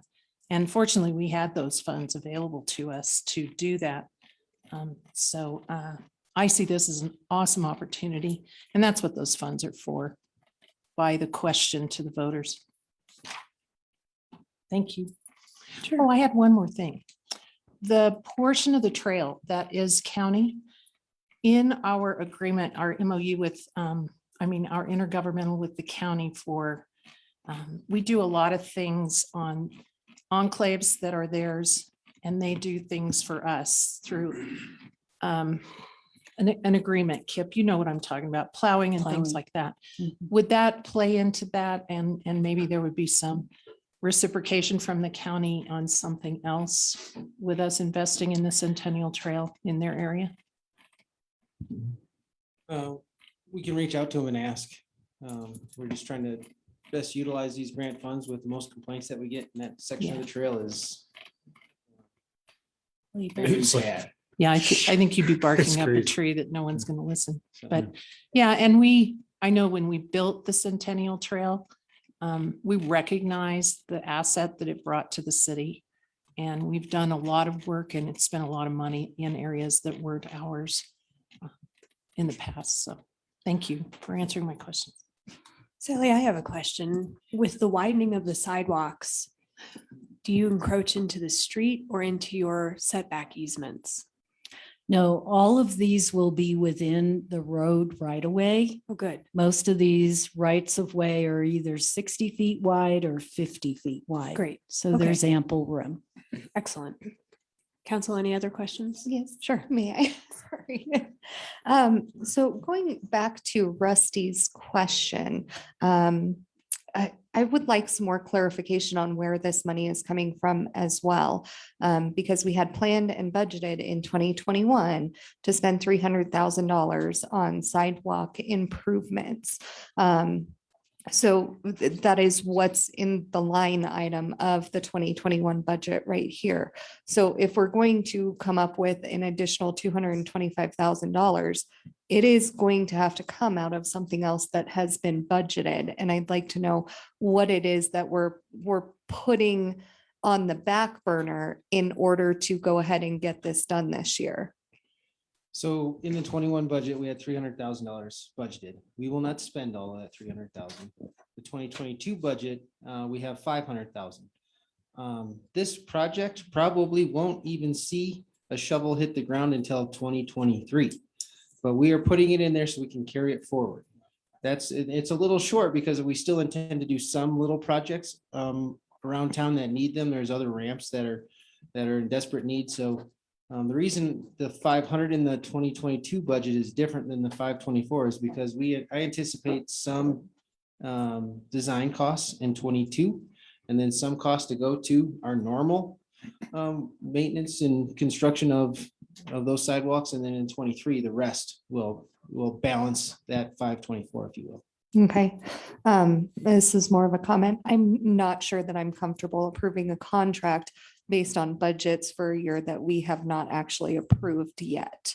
My next question is, what happens if we do not complete this project on time according to the contract? I think what they're asking for is for us to approve this, not based on the contract, but based on CDOT's allocation of the grant fund within a certain amount of time. So they need an approval so that they can show they have the project in process before June. Otherwise, they can't get the grant money. So, Well, so like, I well, understand your her- question. I think when I read that contract, what I understood, and tell me if I got it right or wrong, is that if we don't complete it by 2023, we are responsible for that. For the Right, whole thing. right. Yeah, which I also am very uncomfortable with, given that you've expressed concern about being able to get this done on time. I know you did say, and I understand time is of the essence, that you were checking with them to see if there are additional options to extend that. Personally, I think it would be prudent of us to wait until we see what those other options are and know the full scope of this, especially if we're going to be on the hook for the full cost of the project.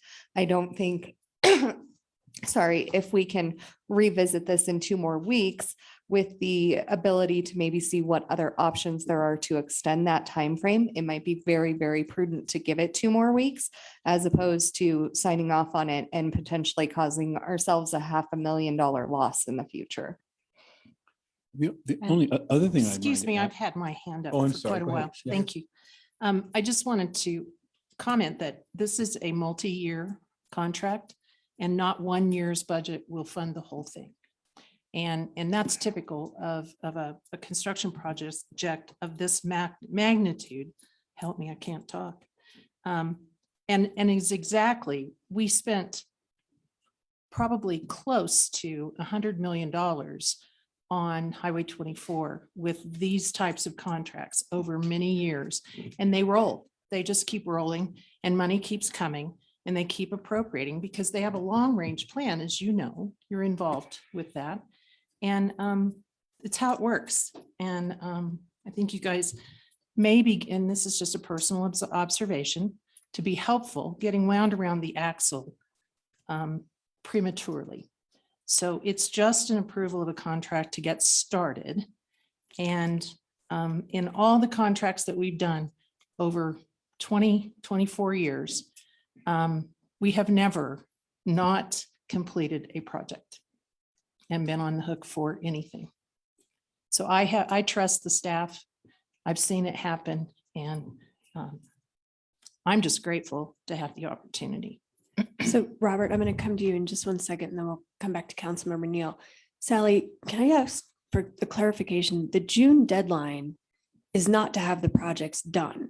The June, or it is? It is, yes. Okay.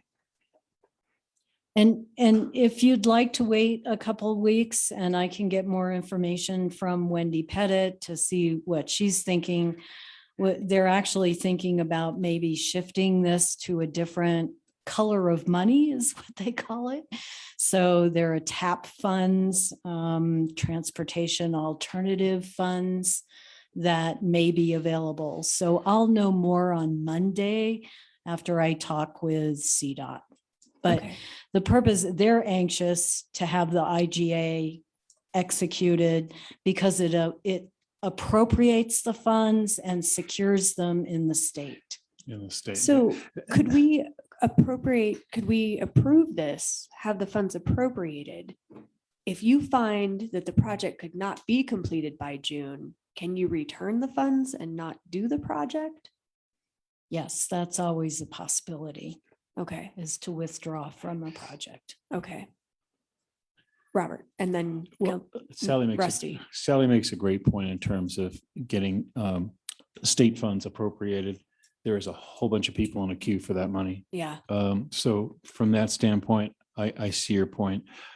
The area I wanted to ask you about, Kip, is it sounds like, Sally, your biggest push for this is so you can start getting some engineering work done. I mean, that sounds to me like is like the biggest part of this. So back to your budget, back to what you already have appropriated for 2021. Is there anything that stops you initiating that with those funds that are already there for 2021? Or does that put it outside of this contract? I think if I remember in a contract, it said something about you have to be incurring the costs within a period. So is that going to cause us a problem? So this is an intergovernmental agreement. It's a contract, but we're not talking about money. So this is just to get to secure it so they can move forward. To my knowledge, we could You could approve the agreement. We could put out an RFP to get an engineer, get everything dialed in. We'd have to come back to council to go under contract with that engineer to design it. And this thing could be totally designed and we don't have enough time. But CDOT will still pay the 50-50 match because we paid up front, then they reimburse us up to that deadline. So whatever we spend up to that deadline, to my knowledge, would be reimbursed.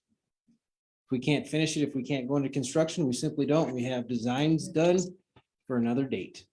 If they can't move the money to another color. Okay. May Councilmember Neal is next and then Councilmember Alfieri can go. Thank you. And Sally, I apologize. I didn't see your email that had this contract. I'd been working on the budget and the other packet stuff and the thing that'll come up later on tonight from a liaison thing. So I have not seen the contract and read it, which is why I'm a little uncomfortable. Where's the money coming from? Jeff, have you reviewed this contract? It was Nina who reviewed the contract. So it has been reviewed, but okay. Yes. But you said we might have a little bit of time, like, do we have to take the vote tonight? If you want to wait a couple of weeks and we can discuss it at the next agenda, that would be fine. Would you, Stephanie, would you be comfortable being able to review it a little bit deeper? And would the council be willing to give me just 2 weeks, next council meeting, so I can at least read the contract that I'm voting on? As long as it doesn't interfere with staff securing the grant and moving forward with the project. Agreed. Sally, would it? So would you No, I grant think us? we're okay.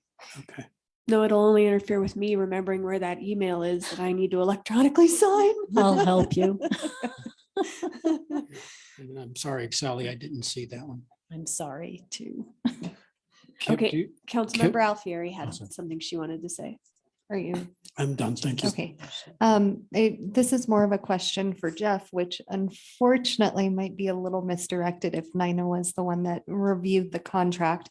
I know Kip had said that as far as if we enter into this and start the planning of the engineering, sending out an RFP and expensing money, that under this contract, even if we decide not to move forward with the actual project, we could be reimbursed for the money we've spent so far. Unfortunately, again, having not reviewed the contract, I was going to ask you if that is in fact the case. Otherwise, if we're entering into this contract that allows us to go out and start the engineering process and we're expending money, if we're not going to be reimbursed for that, I'd like to know that. One other question is, you guys know the answer to that. yeah. One other question is if there is any sort of downside or any forgive me, I'm not sure what the word is I'm looking for. Anything that we're going to incur if we enter into this contract and then decide to get out of it. What are the ramifications for us as a city, if any? Or is it just null and void, no harm, no foul? I'd like to know that as well. I will get clarification Monday morning from Wendy about those exact questions. So as I understand it, is that CDOT will allocate and encumber these dollars like a purchase order, the way we do here at the city. But they divide these projects up into phases and they issue orders. So the first order is getting an engineer on board and begin the design work. The second order is about the clearances, and that could take time. And then the third order is the actual construction. So they may, because they split it up into those 3 stages, be able to reimburse the city for those different steps as we go along. I'll get clarification on that. So based on all of that, information we've been provided. I'm looking at Councilmember Neal. I agree with you. I would prefer a little bit more time to get some answers to these questions. That would just be my request of council before anything is approved or signed off on. If it sounds like we have a little bit of time and flexibility to at least have some of these questions and maybes that are kind of hanging out there to be answered for us. Councilmember Zulawaga, did you still have something you wanted to add? Kip, I just sense you wanted to comment on something else here before you're good with it? No. So timing wise, you're okay too? We're not messing It with you. depends on CDOT's review. So if they truly take 6 months to do the environmental clearances, it's a very tight window. If they don't, we've tried to pick the most, I'll say, easy path for their review. If it goes quick, it could be done maybe a little quicker. And, with new technologies and construction in the winter, if we have a very mild winter, it can really be done. So is 6 months, if you don't break ground on this thing until 2023, you have to have it finished by June of 2023. Is that? So Spring doesn't really hit till like March. Well, in all fairness, if we put it out for RFPs today, it won't be until the first of the year, until we have an engineer picked that CDOT's going to approve it. Then it's going to take 3 months to do the design. Then, so you're at the end of March into April. If it takes 6 months for CDOT to approve it, that puts you in October. Construction season it ends basically in October, so we wouldn't be on anybody's calendar until spring arrives, in all fairness. But if we can get the design done and only pay for half of that, we have a shovel-ready project, which would be amazing. And if it's a mild winter, they can always start construction early, because you have to we'll have to put out for bid and all that good stuff. So it's a matter of timing and review times. Thank you. Sure. Well, I guess I should go ahead. I have a motion to make. Oh, I don't think we need do we need a motion Need on to this? take Can a we just move I've forward? actually changed the motion for council, thinking I thought you'd want to table it to the November 4th meeting. So So- up there is the correct. Okay, date. good. So I will make the motion that we table the approval of the multi-model I read your mind. transportation option funding intergovernmental agreement with CDOT Region 2 until our next meeting on November 4th. Did I get that right? Yes, ma'am. Thank you. And before we have a second, a Second little has to come. discussion. Second first before discussion. Okay, Kelly, I'll second that. I thought you wanted to second it, Kelly. Mm-mm. Robert. We just have to have a Understood. table before, a second before discussion. Okay. Stephanie, would you need a full 2 weeks to review it? I guess it just depends on when we get the information, but unfortunately, otherwise, I think we'd have to call a special meeting in order to approve it before It then. would be a special meeting, but we could call it for a Zoom. I mean, public announcement to a Zoom for just this one item. So can I amend my motion that we'll table it until our next meeting and Meeting. leave that open if we want to have a meeting sooner than that? I'll second it. I don't think so. Staff doesn't No, wanna it's do another just- meeting. just that- I have a comment. I would ask Sure. Sally if the November 4th, is that doable, Sally, or do we need a Sure. special meeting? No, we can, Oh, thank God. That's fine. So we'll go back to the original motion then. So I have the original motion with Councilmember Alfieri making the motion, Councilmember Zulawaga seconding it. And then we can start the vote. Okay. No, have there's a more. comment. Oh, There's more. we have a comment. Never mind. I just have to comment, and this is not meant to be hateful or anything else. I just am.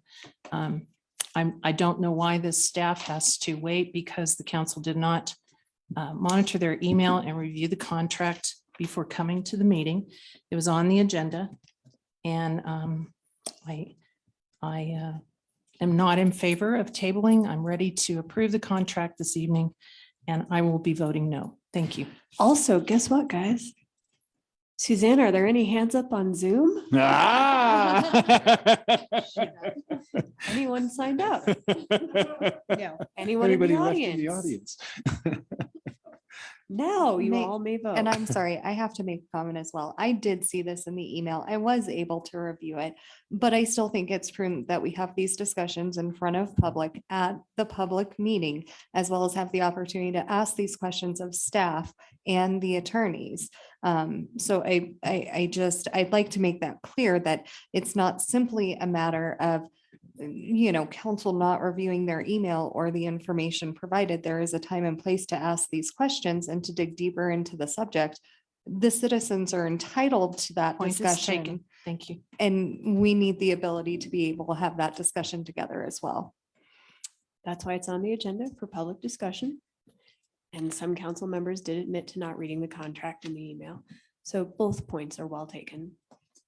Now, is everyone ready to push a button to vote? It's already up. I know it is, but are Oh. y'all ready? We're good? Before anybody else has anything to say. Hold on, I have to fix it.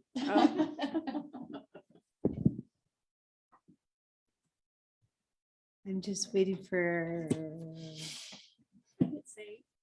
Councilmember No, you didn't. Nakai and Mayor Pro Tem Labar. I just did it. Okay, thanks. great. Thank you. The motion carried 5-1. Okay, and Thank- good discussion, everyone. So you will see that on next council meeting's agenda. Great. And Sally, thank you for your patience and understanding of our questions. Thank you.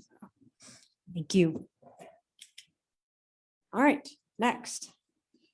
10B. Approve resolution number 883, approving the Colorado opioid settlement memorandum. And our city attorney, Jeff Wilson, is presenting that. Good evening, council. This is resolution 883 to approve the MOU, participation in the MOU around the opioid litigation settlement. The state and a number of local governments participated in litigation against a number of pharmaceutical manufacturers, which resulted in a settlement amount of somewhere around $400 million. The passage of this resolution puts Woodland Park in a position to get its share of the distribution of those funds. There's a lot of detail in your packet about the agreement and the distribution between county and state and local governments.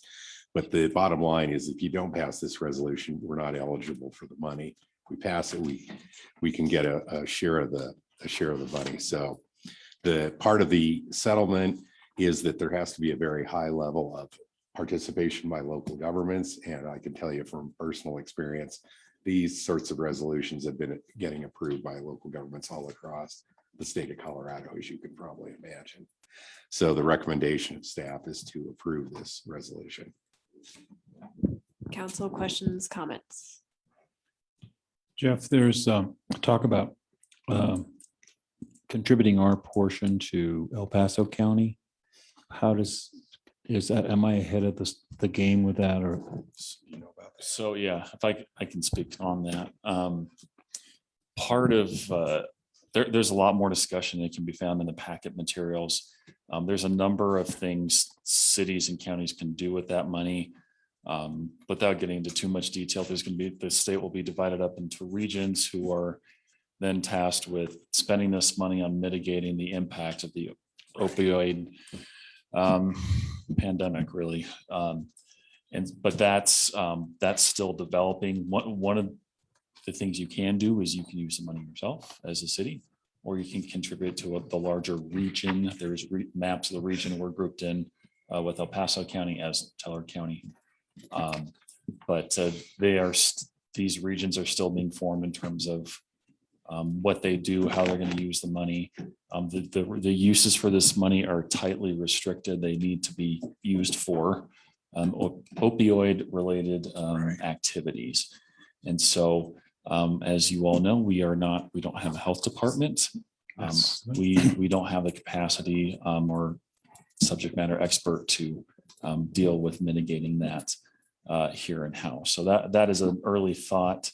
Attending the CML conference late last month, there was a session on this, and they talked about different avenues for use of this money.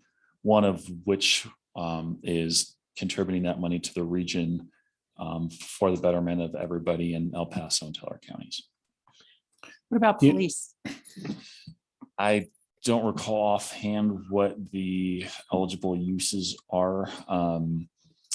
May have to do with some Maybe- training, but. I Yeah, don't like know training offhand. and maybe even victim response to the scene. Like, response by a qualified psychologist or some kind of psych expertise to diffuse a episode that might involve that. I just a thought popped That- right into my head. That is entirely possible. I'm going to look back at my notes. You don't have to answer now. Page 102 of the packet has, how will the money be spent? I'll read It it. has an answer to your question. There's a whole bunch of questions and answers right there. I'll read that with that question in mind. Thank you. You don't have to answer me now, Michael. So Just a thought. just real quickly here, the funds can be used for treatment based on evidence-based models, recovery, again, based on evidence-based models, criminal justice, innovative treatment, diversion strategies and wraparound services, prevention and education and harm reduction, strategies for reducing or mitigating the negative consequences associated with substance use. So it could go to the municipal court budget, more than likely. We could get real creative, Well, Jeff. But at this, just to, and we can talk more about it, but just at this point, I want to reiterate what Jeff is saying is that's all down the road a little bit Right, yeah. more. We can have more discussions about that. Okay.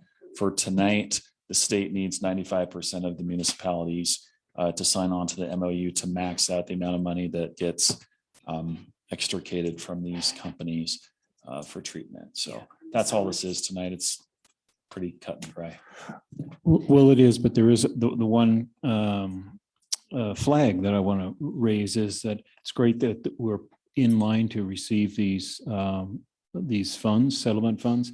But I want to make sure that we're not going to have to build in unintended expenses within our city to have it as part of an ongoing program or something. So I just want to make sure we're not doing this and then going, oh, great, now we've got this program that we have to keep funding. So, No, I don't know about Jeff. I've seen nothing along. okay.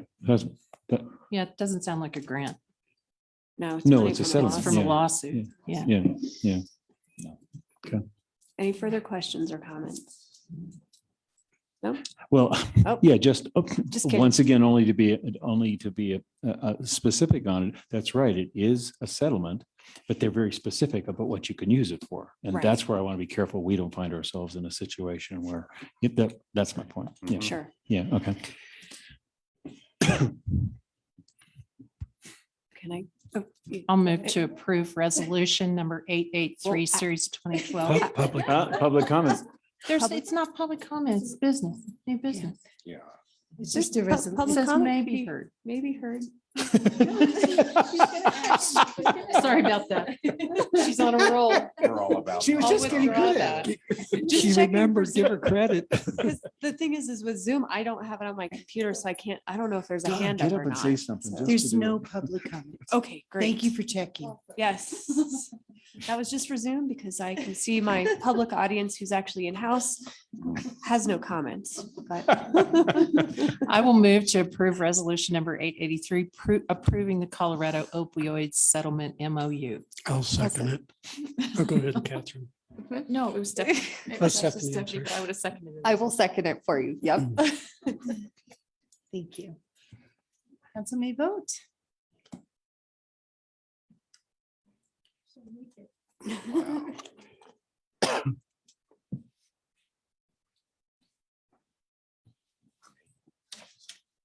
Thank you, council. Motion carries unanimously. Great, thanks, council. Right now. Thanks for the good questions too. Yeah. All right. Moving on, we're at reports. And my only report, it's all about Halloween. My favorite time of year. So it's the Hallapalooza once again. I just want to remind everyone, there's the Pumpkin Dive, October 23rd, 2021 at the Woodland Aquatic Center from 6 PM to 8 PM. It is $10 a participant. And there are a gazillion pumpkins at the pool right now. And they're doing all kinds of fun stuff with them, including, I think, diving for pumpkins. They're gonna float. And a cakewalk Okay. and They pumpkin do. decorating and more. So that'll be a good time. And that's again, the 23rd at 6 PM to 8 PM. And then there is trick or treat, October 29th at Memorial Park from 3:30 to 5. It is free. The city staff will be there. Suzanne's gonna have a wicked costume on. I am. I would like to invite the council to participate with us that day. We will be in Memorial Park, not just myself, Michael, Grace, a bunch of the staff there. We'll have candy for you to hand out. We'll have a council table set up if you'd like, and would love to have your participation. I think you would have fun and the kids would love to see you. What time is it? It is from 3:30 to 5. I just don't have a fancy costume like Is that the Grace. 29th? That is the 29th. Wait till you see your costume next Friday. Yeah, it's cool. I'm excited. So, and then also there is costume cornhole. That's also on October 29th, and that will be over at the Cultural Center. And that will start directly after trick or treat at 6 PM. And that is $75 per team. And there are going to be a cash prize for the top 3 teams. So that'll be a good time too. Wear your costumes and play cornhole. And that's all I have for the evening. Councilmember Alfieri. Thank you. So a quick update on the Charter Review Committee. We did meet this last Monday on the 18th to give everyone an idea of some of the things being considered right now. We are looking at revisiting the gender neutral language in the charter that was on the last ballot. We also have, we'll be looking at more some of the franchise and utility requirements. That one's relatively new, don't have a lot of information on that. We had a very lively discussion on conflict of interest votes and defining the term of a conflict of interest. So we're looking at that. We also spoke about a discrepancy between what the authority of the city manager is to approve contracts versus his ability to sign contracts. There seems to be a bit of a nuance there that's creating a backup. So that's basically the majority of what we spoke about, not all that's on the agenda, but we didn't get to everything else. So I encourage any citizens that might actually be still watching at 10 o'clock at night to certainly come join us. It's open to the public for anyone to attend. Definitely would encourage their participation. Our next meeting is going to be Monday, November 15th at 5:30. And it is held here at City Hall in probably the upstairs conference room, unless we get a massive turnout of 30 people and, you know, we can only hope. So that is the only update. I had November 15th. That's Michael's invitation that he sent to me. So It should be November 1st. it's the first and third. Oh, yeah, I Mondays. only have the 15th. So November 1st. Thank you very much. Same time, same place, and then again on November 15th. Perfect. Thank you both. And Councilmember Alfieri, there are 17 people still awake. Oh, awesome. Watching. Thank you for sticking with us. Can they still come in costume since it's the day after Halloween? Absolutely. They have to come as saints then. All souls and all saints. Yeah. Their Park and Rec Advisory Board. We had a presentation for a new project that's coming, multifamily. And we saw the preliminary plat and site plan concept at our meeting. And we are having a second meeting on Monday at 5 to hear from the developer about several questions that the board brought up and thoughts. So we're going to have an update on that. And I believe it goes, they're having a community meeting the 29th, isn't it? Dawn? 28th. 28th. Thank you, Sally. Next Thursday. At the Cultural Center. Yes, at 6 PM. At 6 PM. Thank you. And so I would invite the community to come out so they can have a firsthand look and ask questions of the developer while they're here. And that is all I have. Thank you very much. All right, I have the Main Street, basically the state of Maine, they would like me to read. So what they've done for the year to date, they have the January, they did the lighter side of Christmas secondary beneficiary recipient 2020 check presentation. From January to December of this year, they post weekly community events on the downtown marquee. January through December, they do the quarterly reporting to DOLA. February, they did a board training with Matt Ashby. DOLA's consulting services were paid for that. March through September, the board and they did a board and committee recruitment drive. April, they did board members and program managers who attended the virtual National Main Street Conference, which was 3 days and was paid for by the DOLA Scholarship Fund. April through August, they had meetings with Sally regarding the revitalized Main Street CDOT grant. In April, they did the napkin distribution to restaurants promoting the community town hall kickoff for the comprehensive plan. April through December, they did the Christmas, or are doing the Christmas ornament fundraiser, which is 255 ornaments with the potential of raising $1,750. May 21st, they did the annual spring downtown cleanup with 28 volunteers. May through December, they do the bi-monthly meeting with the city manager and the Main Street board members. May through June, they worked with DOLA with DOLA as a grant writer consultant on the El Pomar Ackerman grant. June, they did the annual promotion and distribution of posters and rat cards for the old fashioned 4th of July event. June through December, they attended planning meetings with Lighter Side of Christmas Parade Committee, or are doing. June, the annual decorating of the downtown with flags and bunting for the 4th of July.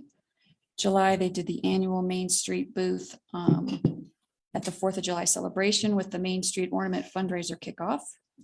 August 7th was the Saturday downtown sidewalk sale promotion. August, pursuit of the CDOT grant was tabled. September, as a secondary beneficiary of the Lighter Side of Christmas Parade, 40 sponsorship gift boxes were distributed to the downtown businesses. The September annual fall downtown cleanup was canceled due to the lack of volunteer participation. October, November, the annual promotion of the American Express Shop Small Saturday in November and the Neighborhood Champion Partnership with the Woodland Park Chamber of Commerce will be occurring. November 27th, they will host the annual welcome station for the Shop Small Saturdays shoppers. November through December, the promotion and distribution of the Lighter Side of Christmas brochure and holiday activities. December 4th is the actual Lighter Side of Christmas parade, and they will work the check-in booth that night. Then in conclusion, the Woodland Park Main Street organization that has been in existence since 2014, at the end of 2021, is pausing to reevaluate its purpose, resources, and value to the city of Woodland Park. Therefore, at this time, the Woodland Park Main Street program is not requesting funding from the city for 2022. And that's all I have.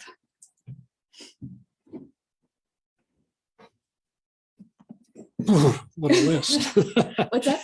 What a list. Yeah. Um, I tried to make it fast. Sorry. I do have a report under my CML hat, which is kind of unusual because it does not come from a normal meeting. Part of what I do is monitor the different bills, and one bill that was up for a vote was House Bill 21-1271, which was some grant funding for helping municipalities solve the attainable housing crisis. When that bill was passed into law, I started reaching out to Sally and to Habitat for Humanity to see if we could possibly chase down the grant money.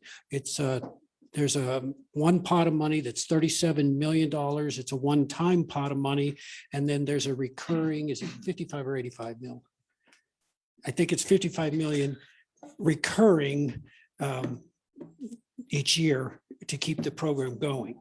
So I've been attending a series of meetings with Sally and Habitat for Humanity. we are going to be presenting a letter of intent to use the trailhead apartments.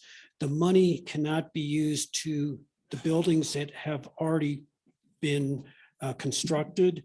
So out of the 9 buildings, they really have 3 that do not qualify, but the 6 future buildings do qualify. So Sally's putting together the official letter of intent. What I'm asking is a consensus. They need a single point of contact from the municipality to attend the video conferencing as we go through the pre-application meetings and application. I'm asking that I be allowed to represent the city council at those meetings in my hat as a CML, but I kind of need it's a one person they want there versus the whole city. And I've been going to all the meetings, so I'm asking for a consensus that I be allowed to participate in that capacity. I'm just kidding.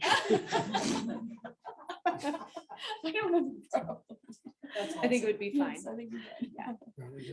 Go for it, man. I shall You got the continue. ball. Run with it. And we will let Habitat of Humanity know. Thank you. Yeah. That's all I have.